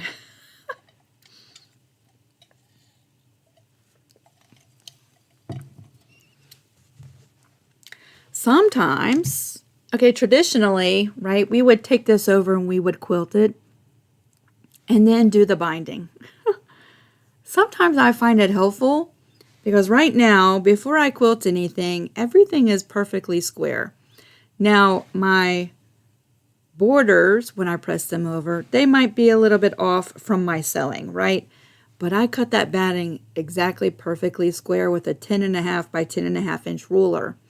So I know my batting is nice and square. While it's nice and square, sometimes I like to just go ahead and fold that binding over if I'm using the back as the binding. So let's go ahead and do that. Which is a little bit of out of order steps. But I just find that it just stays more square if I do it now. So I'm adding a little bit of glue to that back fabric and we're folding it one time right to the edge of the trivet.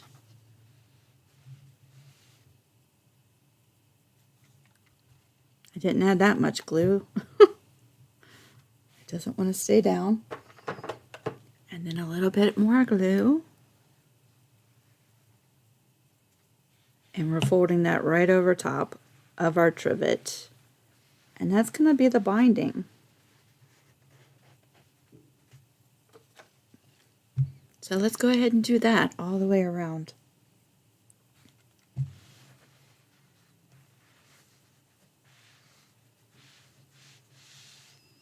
Now I feel like, you know, these trivets, they're going to get pans set on them. They might get a spill or two on them. So you might want to wash them down the road if you use it as a trivet, right? So my personal suggestion would to be not only stitch down your binding, if anything, to quilt the ditch around the borders to secure those layers of batting in the middle. If you're going to do any, if you're wondering how to quilt it, I would at least do that to secure this batting in place so that when you wash it, everything, the batting in the middle, stays where it's supposed to stay. I might have used too much glue there. I'm going to fold this first corner over and just finger press that in place, right? Finger press that crease and then fold to the edge.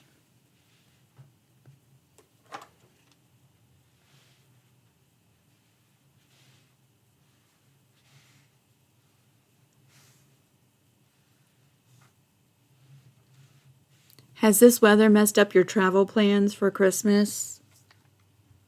I've been thinking about that. So many people want to travel or go home for Christmas or have people coming for Christmas. I've just been wondering about that. Another swipe of glue, and we're folding this side over. It's going to give us a nice little pretty mitered corner right there.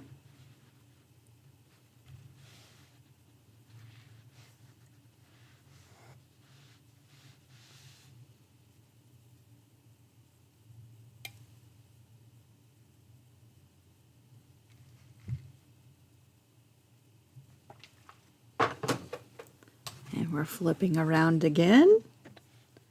I'm going to glue that corner.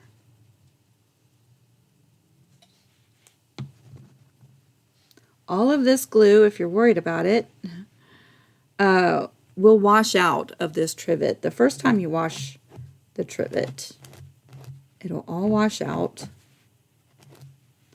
And I know it really looks like I'm using a lot, which I might be. But my project is not stiff.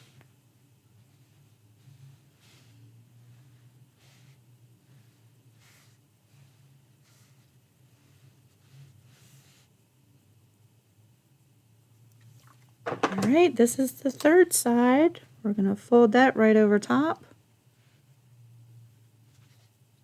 A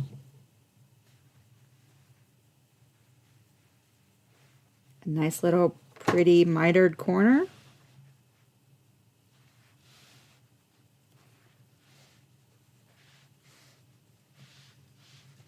We have several thicknesses of fabric right there, so sometimes I like to just hit it with a little bit of steam. To me, it just helps all these fabrics behave. And also, in my opinion, helps dry that glue a little bit faster. And then we're on the last side. So I'm going to take glue there and there. Let's fold these corners in first.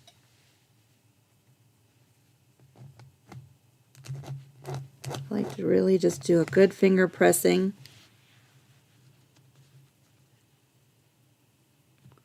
With my fingernail. Like, I really score that fabric really good. You can even come in with your iron and just press that if you want to. And then we're gluing the first one to the edge.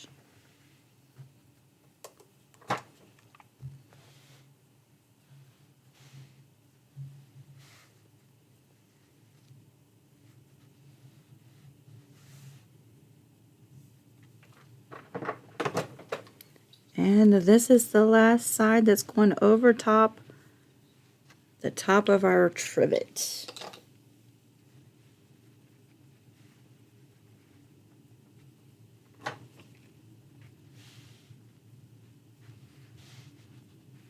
I'm just using my finger and just really kind of flattening the top out as I pull that binding right over top, right? This is going to help it lay nice and flat as you bring that binding over top.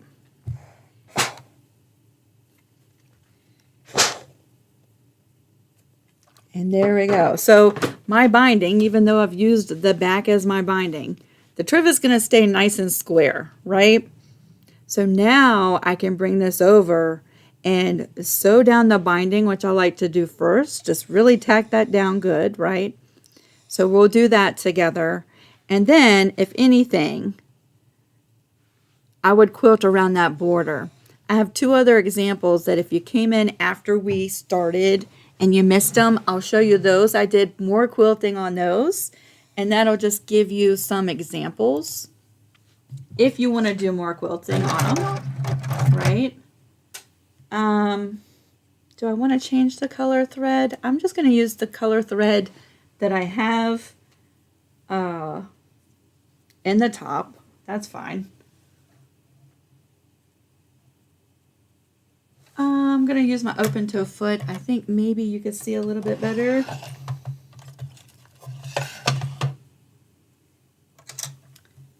And for this part, I'm going to do a straight stitch.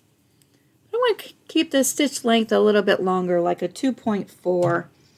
We're going through several layers.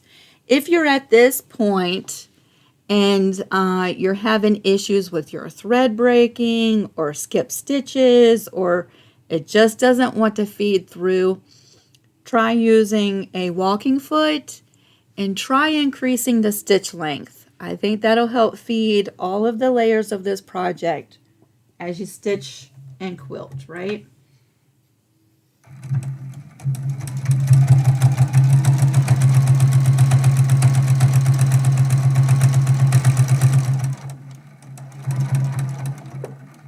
I'm just going to stitch this binding down first.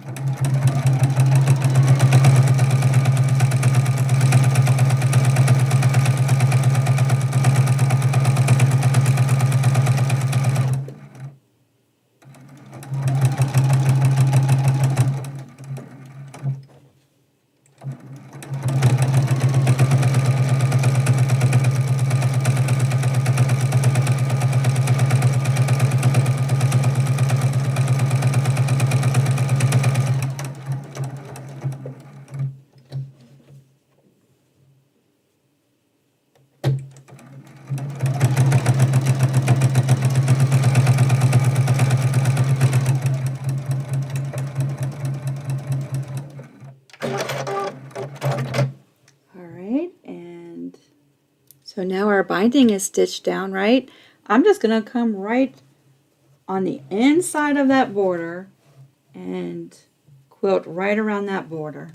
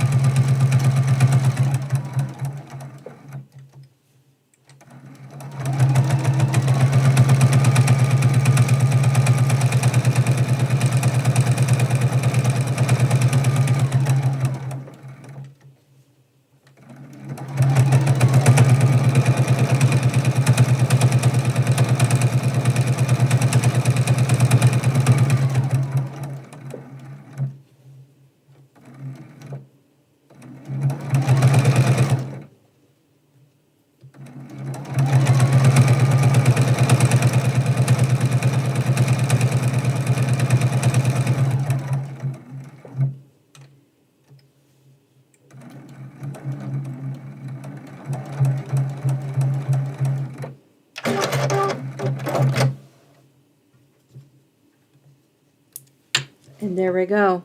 I'm going to call that one finished. Isn't she so pretty? Isn't that gorgeous? I love it. All right, so let's come back here and I'm going to show you a couple of examples. So that's the one we just made, right? And all I did was quilt right around just inside that border like that. On this one, oh, I quilted both these the same. On one of them, I mailed to a friend. I really went to town on the quilting. Like I did some really interesting quilting. On this one, I stitched the ditch in between all of the placement pieces, right? So even the center is quilted, right? And so you might see the texture on the back too a little bit if I can get the shadow right. And I did the same thing on this one too. I just stitched right along those seams in between all of the different placement lines. So yeah, there we go. Now on these, I used a separate binding, a traditional binding to do these trivets. So you'll see how the binding is different from the back, right? And then really super fast, and you don't have to make binding, is to use the back as your binding, right? Very pretty. I hope that this was helpful for you.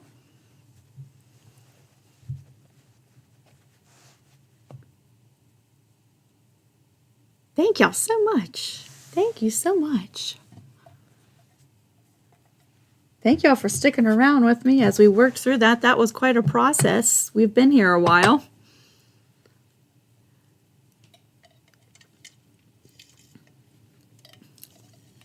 Linda the old bird, how are you doing?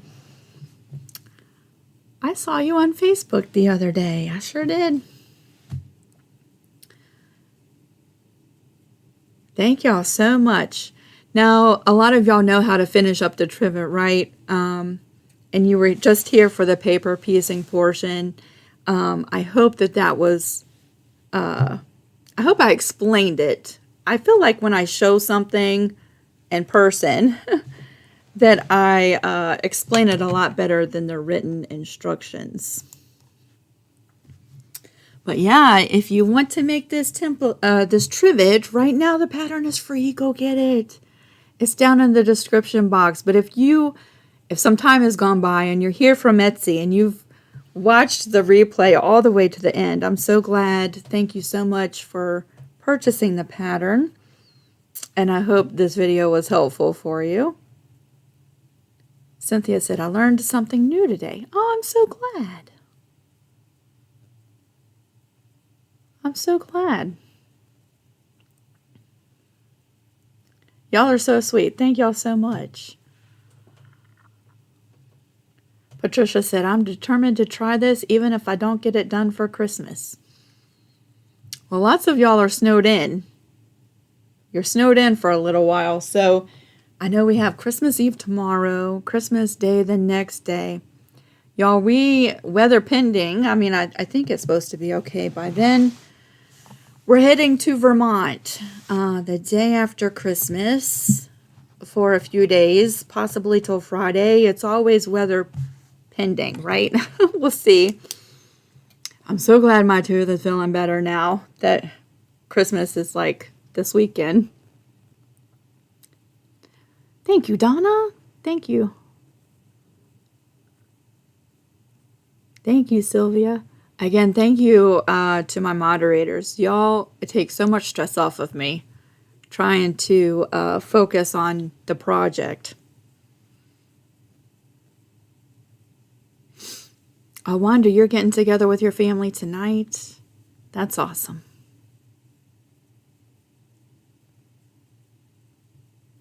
Eileen, I hope so. I hope you do approach it with more confidence. You know, in the big scheme of things, especially if you're working with scraps, right? You're not cutting yardage. It takes away some of the pressure. But in the big scheme of things, if you mess up, you know, it's only just a few scraps and it's okay. And you can start over, right? Yeah, take the stress off. Miss Betty, Merry Christmas. Merry Christmas. Hi, Virginia. Merry Christmas. Anitra, I thought you were going to the mall today. Are you in the house where it's warm? Thank you, Laura. Marian, yes, get the patterns. Thank you so much. Ella, I don't know that Vermont has any snow right now. You know, this storm sort of came down toward the center of the states, right? And Vermont's up here towards the right. I don't know if it's going to swing up there and hit them. Like, I haven't seen any forecasts that lead it past the next couple of days. So I don't know what it's going to do. Right now, I don't know that they have any snow. That could all change. Anitra here, homebound. I do know it's supposed to be cold up there. It usually is. One thing I wanted to show y'all, now that we're done with the trivet, right? We have the mystery quilt coming up January the 20th. It cannot get here soon enough. But I have so much stuff to do before then. But I am just so super excited.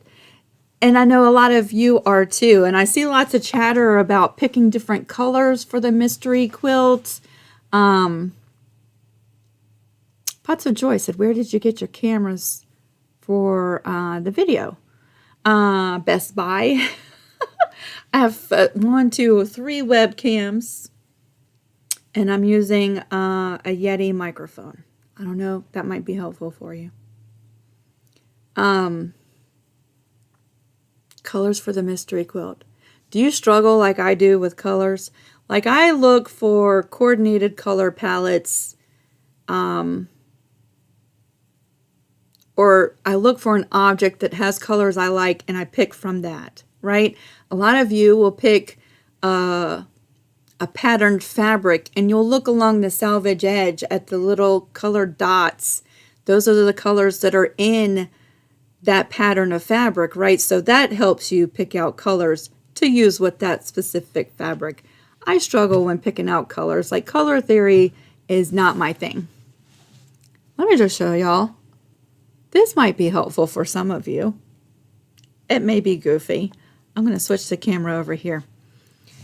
If you go to Ace Hardware, Lowe's, Home Depot, any store that mixes paint and has paint color palette samples for you, the next time, you know, you're in there and you've gone with your husband, whatever, and he's looking at tools and you're totally bored, walk over to the paint department and pick up some of these, right? And look at them.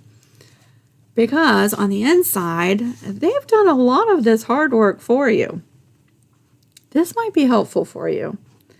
And each one is a different color scheme, right? But if you open it up, it gives you colors that really work together. Like, they've done all the hard work for you. And you could take any of these colors and put them together and it looks wonderful. Like, here's a whole color palette for you. Right?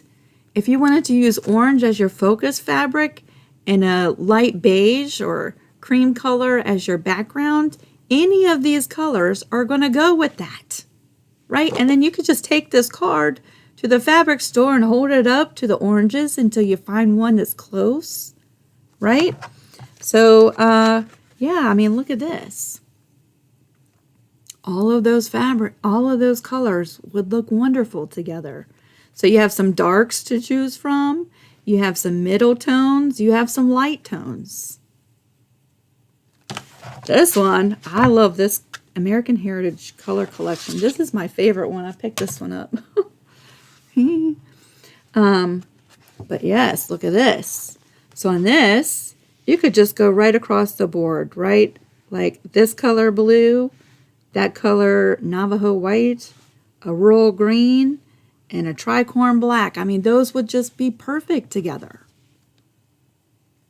You could just take this whole swatch right over to the hardware store, walk in the paint department, you know, get one of these, and then take it to the fabric store and just hold it up to your fabrics.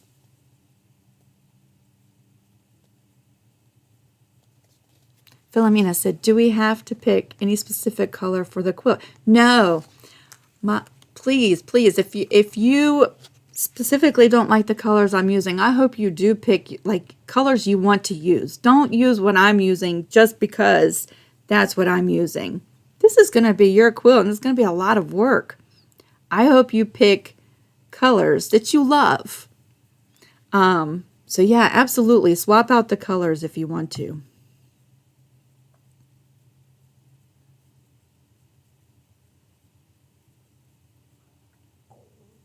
Ooh, B. Travis says, I make a pilgrimage to Vermont every August. We go in August too. And you camp, if I remember to reserve a spot in a state park soon enough. We haven't been to the state parks there. Harlan's family lives there, so we're fortunate enough we can park our camper at his parents' house, right? But yeah, it's gorgeous in August up there. And September and October too, right? With the leaves. Wanda, you got an embroidery machine. What? Merry Christmas. Merry Christmas, everybody. Yeah, so paint color swatches, right? If you're just, if you're someone who struggles with it, that's an idea. Just throwing that out there.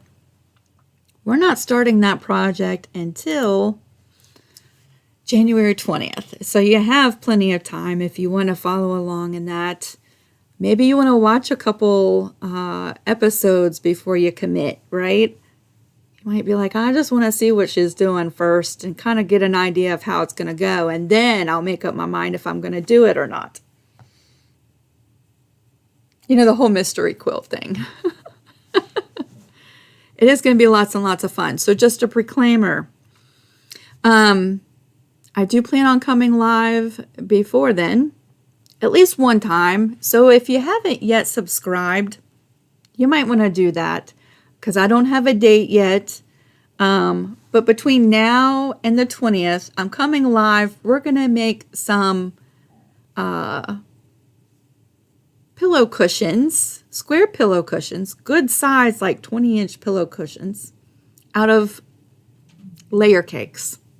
I don't know what day we're doing that yet, so stay tuned. So between now and then, we're doing that. And then, just to let you know, so we go live January the 20th with the first class of the mystery quilt. 4 days before that, I'm having some dental work done. So I'm hoping the 4 days gives me time to heal up.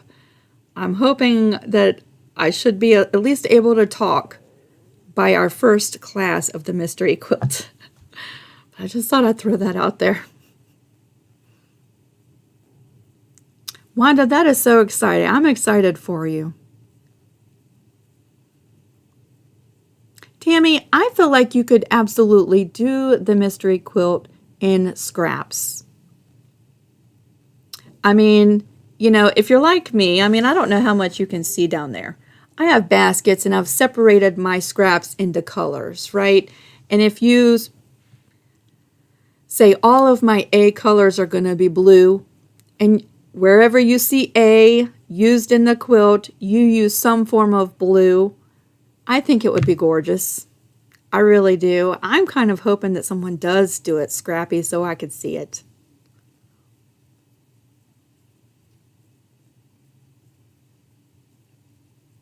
Donna, you don't have to sign up for the mystery quilt. You're just going to follow along, right?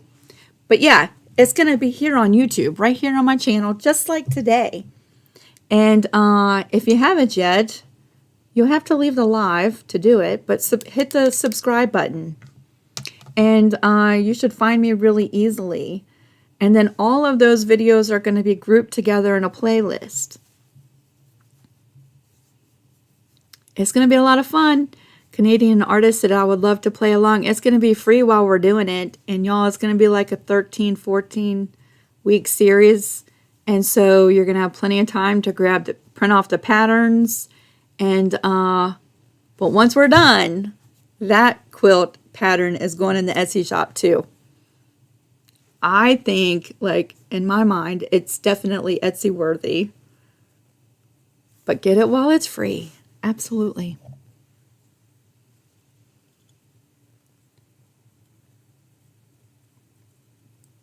So my tooth saga.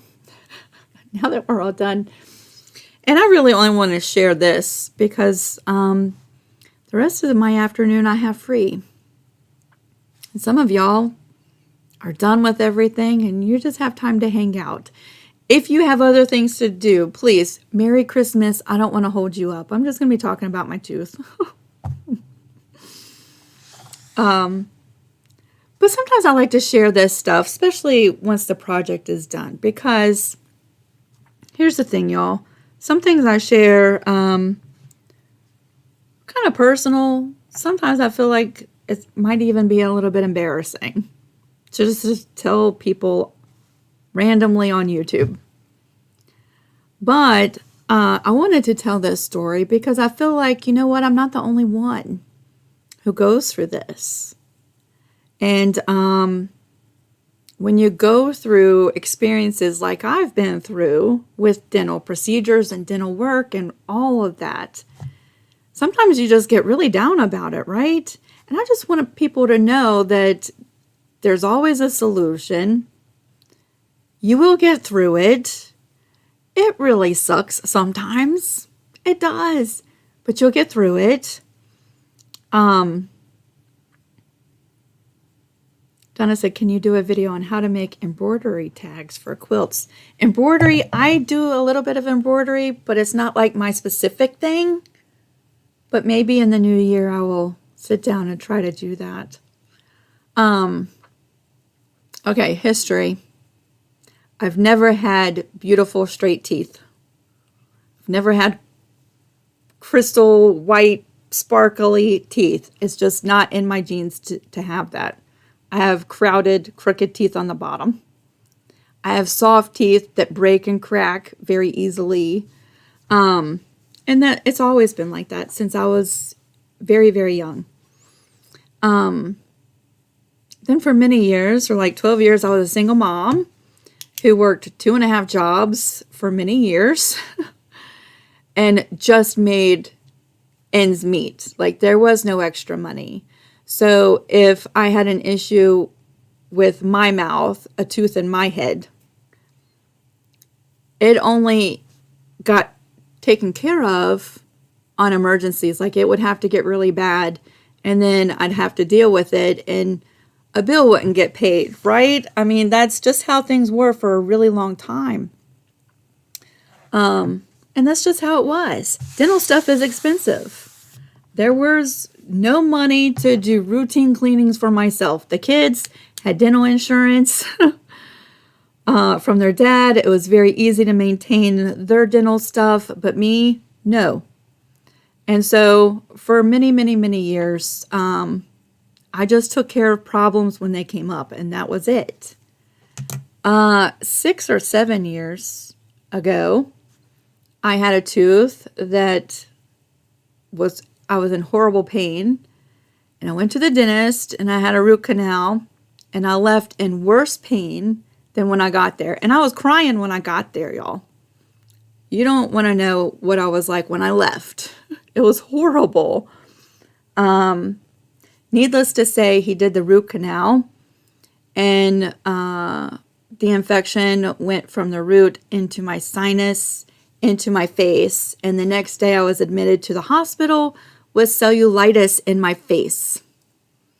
And I had to have an IV antibiotic, and at the tune of thousands and thousands of dollars of a hospital bill, and stayed overnight into the next day. Plus, on top of that hospital bill was like the bill for doing a root canal from the dentist. So that was horrible, right? That was about 5 or 6 years ago. I thought with the root canal, once it healed, right, I was done with that tooth. A few weeks ago, I started having a little tingling, and I thought it was the tooth next to it. And I'm like, you know how you have different stages of a toothache, right? I mean, you have a little twinge that's sensitive, and you're like, huh, it's sensitive. And you keep working, and you keep on with your life, right? It doesn't bother you, but you're kind of like, ooh, what is that? A few weeks ago, that started, and I would say my pain level would be a 3 sometimes. And we called the dentist, we don't go to the dentist who did that root canal anymore.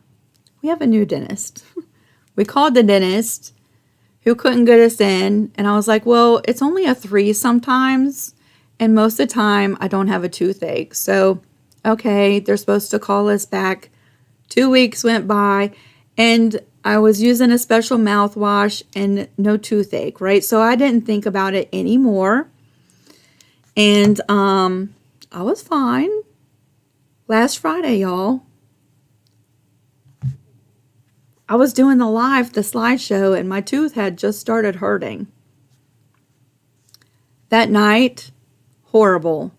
The kind of toothache where you can't sleep, it doesn't go away, you can't eat, you can't concentrate. People talk to you and you don't even hear what they're saying for 3.5 days. That kind of toothache. So we make an appointment with my parents' dentist because my dentist won't call us back. Like, I don't know if they're closed now forever or what. So I make a dentist appointment Monday, and I go, and evidently the root canal I had done 5 or 6 years ago, evidently there's 2 roots in that tooth, and he only did one of them, and now the other root had a slight infection in it.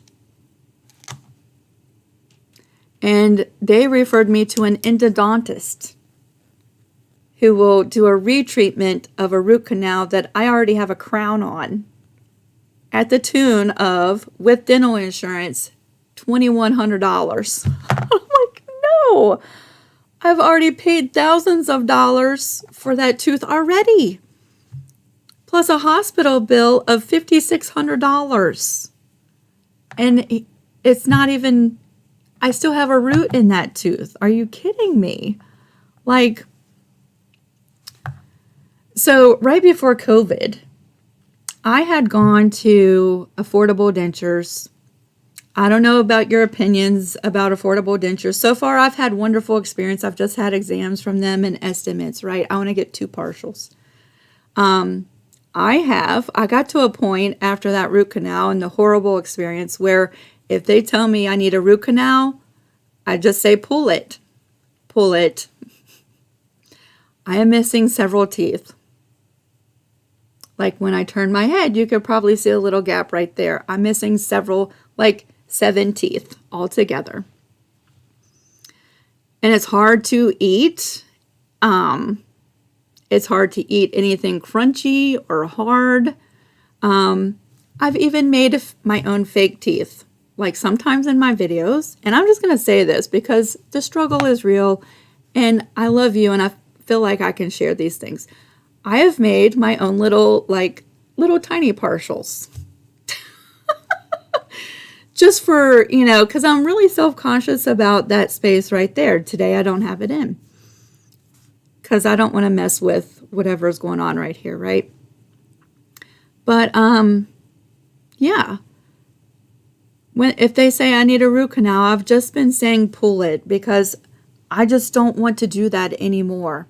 Well, now they're saying I have to have another root canal. So I went yesterday when the endodontist told me it was going to be $2,100 after insurance. I was like, nope.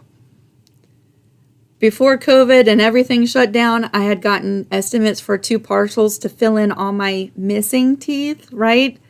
I went back there yesterday and I was like, can you pull the tooth that needs the second root canal and add it to the 2 partials you're going to make for me? And they were like, yes, we can do that. And we'll give you all your missing teeth and you'll be able to chew food for the same cost it would cost me to have a second root canal on that tooth. I'm going to get like 8 teeth for the same cost. So that's what I'm going to do. But I'm actually having 2 teeth pulled on the 16th.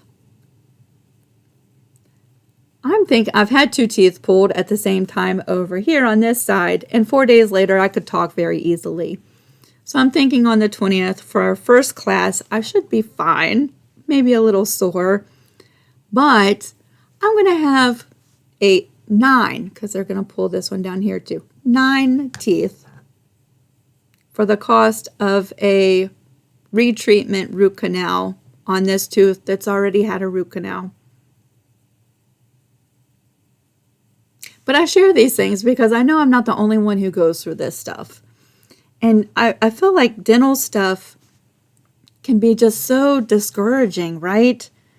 If you deal with toothache, I've had so many toothaches in my life. Like, I'm just at a point where pull the tooth. And I got the kind of partials that if they were to tell me that this front tooth needs a root canal, I can say pull it and they can add it to my partial.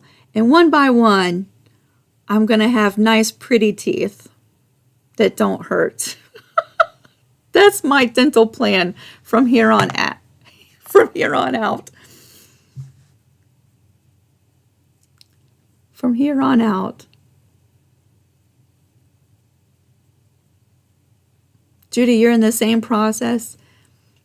God provides and I'm going to tell you, it just popped in my head. When I called, I went to the dentist Monday. He gave me antibiotics, which I'm on, which has taken the pain away. So I'm so grateful for that.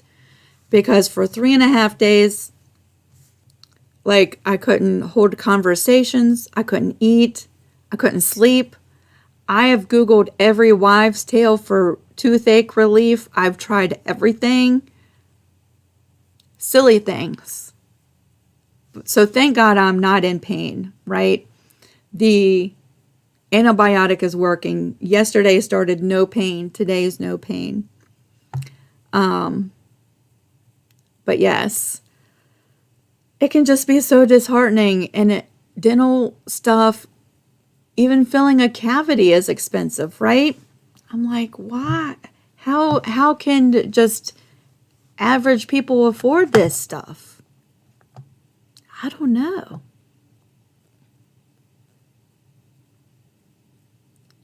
But yes, I'm going to have 9 new teeth. And I am super excited because for several years now, like, I struggle to eat anything crunchy or hard or crust on bread. Simple things. I'm excited. I'll be able to eat crust on bread for the same amount as refixing a tooth that sent me to the hospital a few years ago. That's crazy. So yeah, yesterday I went and did that, and they took my impressions. They're making my partials right now. I go on the 16th. They're going to pull the root canal saga tooth. And when I was 15, I had a root canal down here that had a silver crown on it. And right before COVID, the crown from when I was 15 came off. And then COVID happened,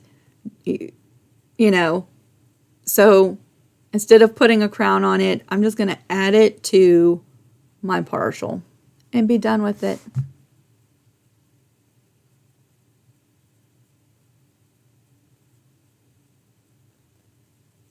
Yeah. But I'm thinking, even if I'm talking a little bit funny on the 20th, we're going to be so excited about starting the mystery quilt that y'all will be fine. Right? Yes. Well, the partial place, Affordable Dentures does not take insurance. So this is out of pocket. But let me just tell you, with insurance, to have a retreatment was $2,100. And I can't even imagine how much it would cost without insurance. I don't know. Affordable Dentures, they don't take insurance at all. So it's still like $2,400. But I'm getting 9 teeth. And I'll be able to eat.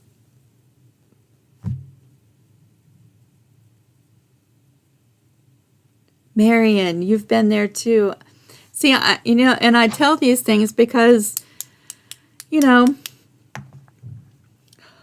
like telling embarrassing things about myself, but I really feel like somebody out there needs to know that there's hope and there's a different way that might work better for them, right? To look into all your options and know that you're not by yourself. Like sometimes I was sitting there, and I was just feeling really down, like, Harlan has such great, strong teeth. He's had dental work done before, but his teeth, like, he can crunch ice. I can't put an ice cube in my mouth. I have to drink cold things with a straw. I mean, do y'all notice that? He can crunch ice and all this other stuff. For years, I've not been able to do that. But I was just feeling, laying there in horrible pain. And it's like, you just feel like, like the only person who's going through that. And I'm not. I know there's thousands of people dealing with the same thing. And I just share this just as encouragement that, yeah, you will get past it. It's hard to think you're going to get past it when you're on the third day in horrible pain. But maybe check out all your options. I'm not a dentist. I'm not a health expert. I'm just sharing something, my story, right? This is just my story.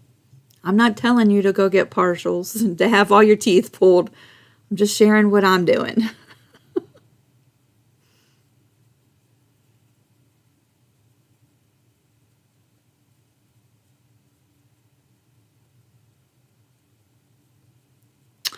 You were wondering about the glue getting on the pressing mat. Well, it's water-soluble glue. I did earlier today, I did get a big smudging of glue right on my mat, and I just wiped it up with my finger. I'm sure that there's some still on my mat, but you can just take a baby wipe or a washcloth and just wipe it right off. It comes off with water. And you can sew through it. Don't sew through it wet. Make sure it's dry. You can sew through it, and it doesn't mess up your needle or your sewing machine. Just don't sew through any wet glue.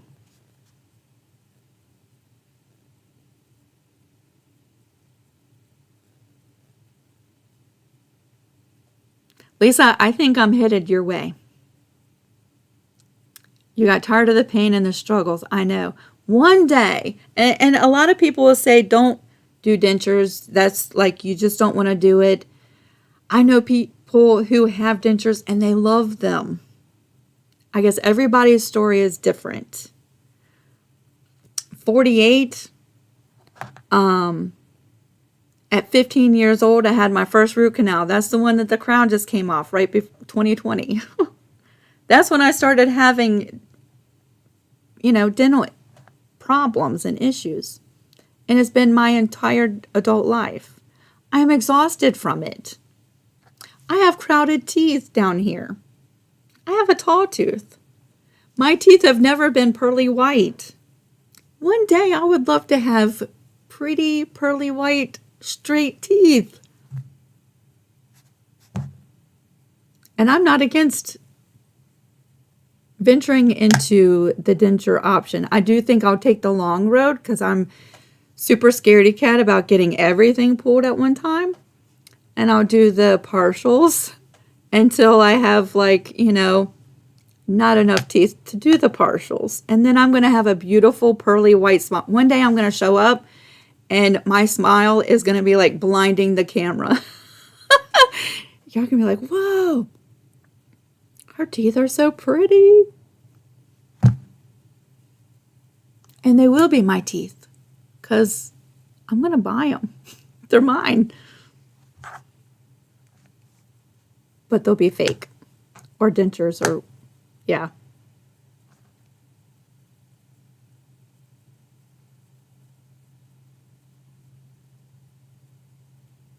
Oh, Janet says, I feel so bad when I hear these kinds of stories. I'm a dental hygienist. In our office, we always try to help people. There are some really wonderful dentist practices, Janet, and it sounds like you work at a good one. There are also some horrible dentists out there, like the one who did my tooth that infected my face, and he was so horrible when we called back. He didn't even want to prescribe an antibiotic. Like, we had to bug him just to get an antibiotic when my face started swelling and I started running a fever. Like, those kinds of practices, I don't know how, and he's still open. But then, like my parents' dentist, they were super nice and super friendly and helpful and knowledgeable. Unfortunately, they don't do retreatments, so he had to refer me to an endodontist. Have you ever gone to the doctor and like you go in hopes of taking care of the pain right there, and then they can't do it and they give you a referral somewhere? It's just like so disheartening. You know, I understand that process. I get it. But it's just like when you're in pain, you want to do, you want help. You know what I'm saying? And throughout my life, I've been to some good dentists and some dentists that I really like.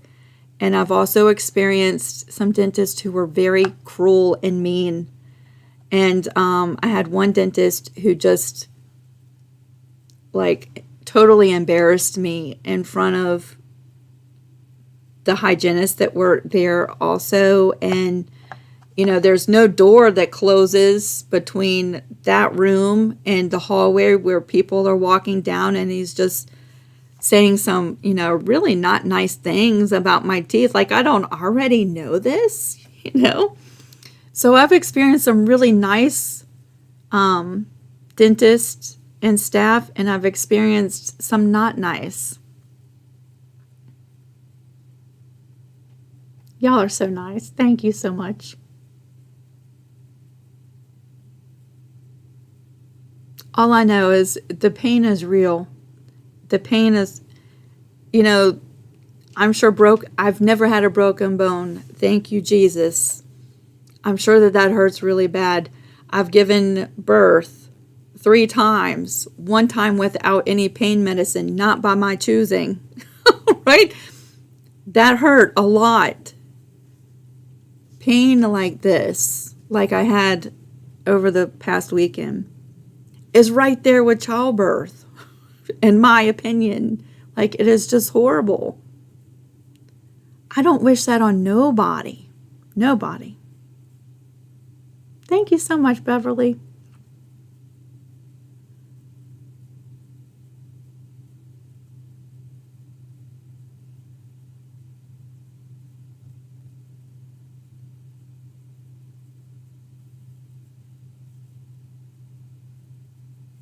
Margaret. Wow, Margaret says, I've learned that I can have a root canal without any anesthesia. Wow.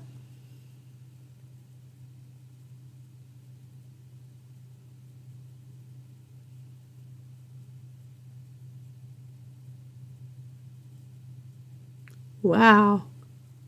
I don't know. Sometimes the toothache was so bad when I went Monday morning that I was hoping that they would numb me up with the needle just to take away the toothache for a minute. Right? I was hoping they'd give me some shots and numb it for the pain to stop.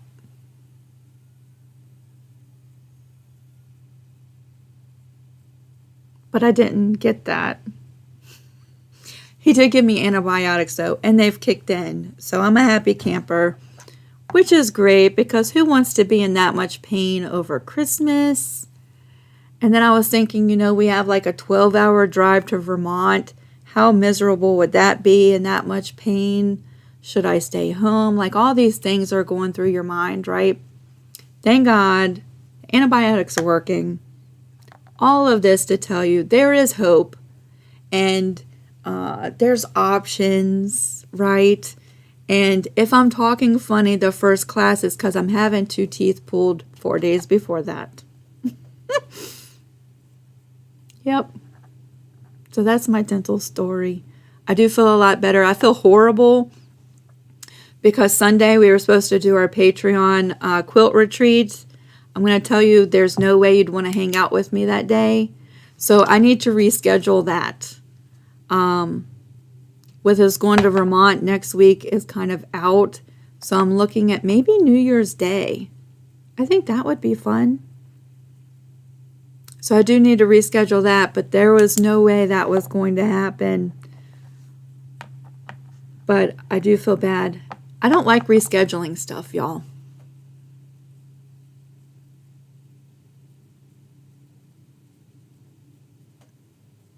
Merry Christmas, everybody. All right, we've been here almost 2.5 hours. Most good portion of it is me talking about my tooth. I hope you have a wonderful Merry Christmas. I hope that you stay safe. If you have to travel in bad weather, please know we're praying for you. Please be safe. If it's iffy and you don't have to go, postpone your plans. It's okay to do that. I hope that Christmas is always so stressful, right? So many things to do. I hope that you can find some time to relax and enjoy Christmas where it's not so stressful, right? I love y'all so much. I am looking forward to going back this evening and going through the entire chat because I do miss a lot during the tutorial. So if you make comments and I missed them, I will go through and see that. Happy New Year to everybody too, because I don't plan on seeing you here on YouTube before then. So be safe on that holiday too. Like there's a lot of crazy droppers out there. Be safe. And I look forward to making some cushions with you pretty soon. Okay? All right, everybody. Merry Christmas. Grab this pattern. Have some fun time on your time off paper piecing, right? Try it. Try it and let me know what you think. Bye, everybody. Merry Christmas. I love you.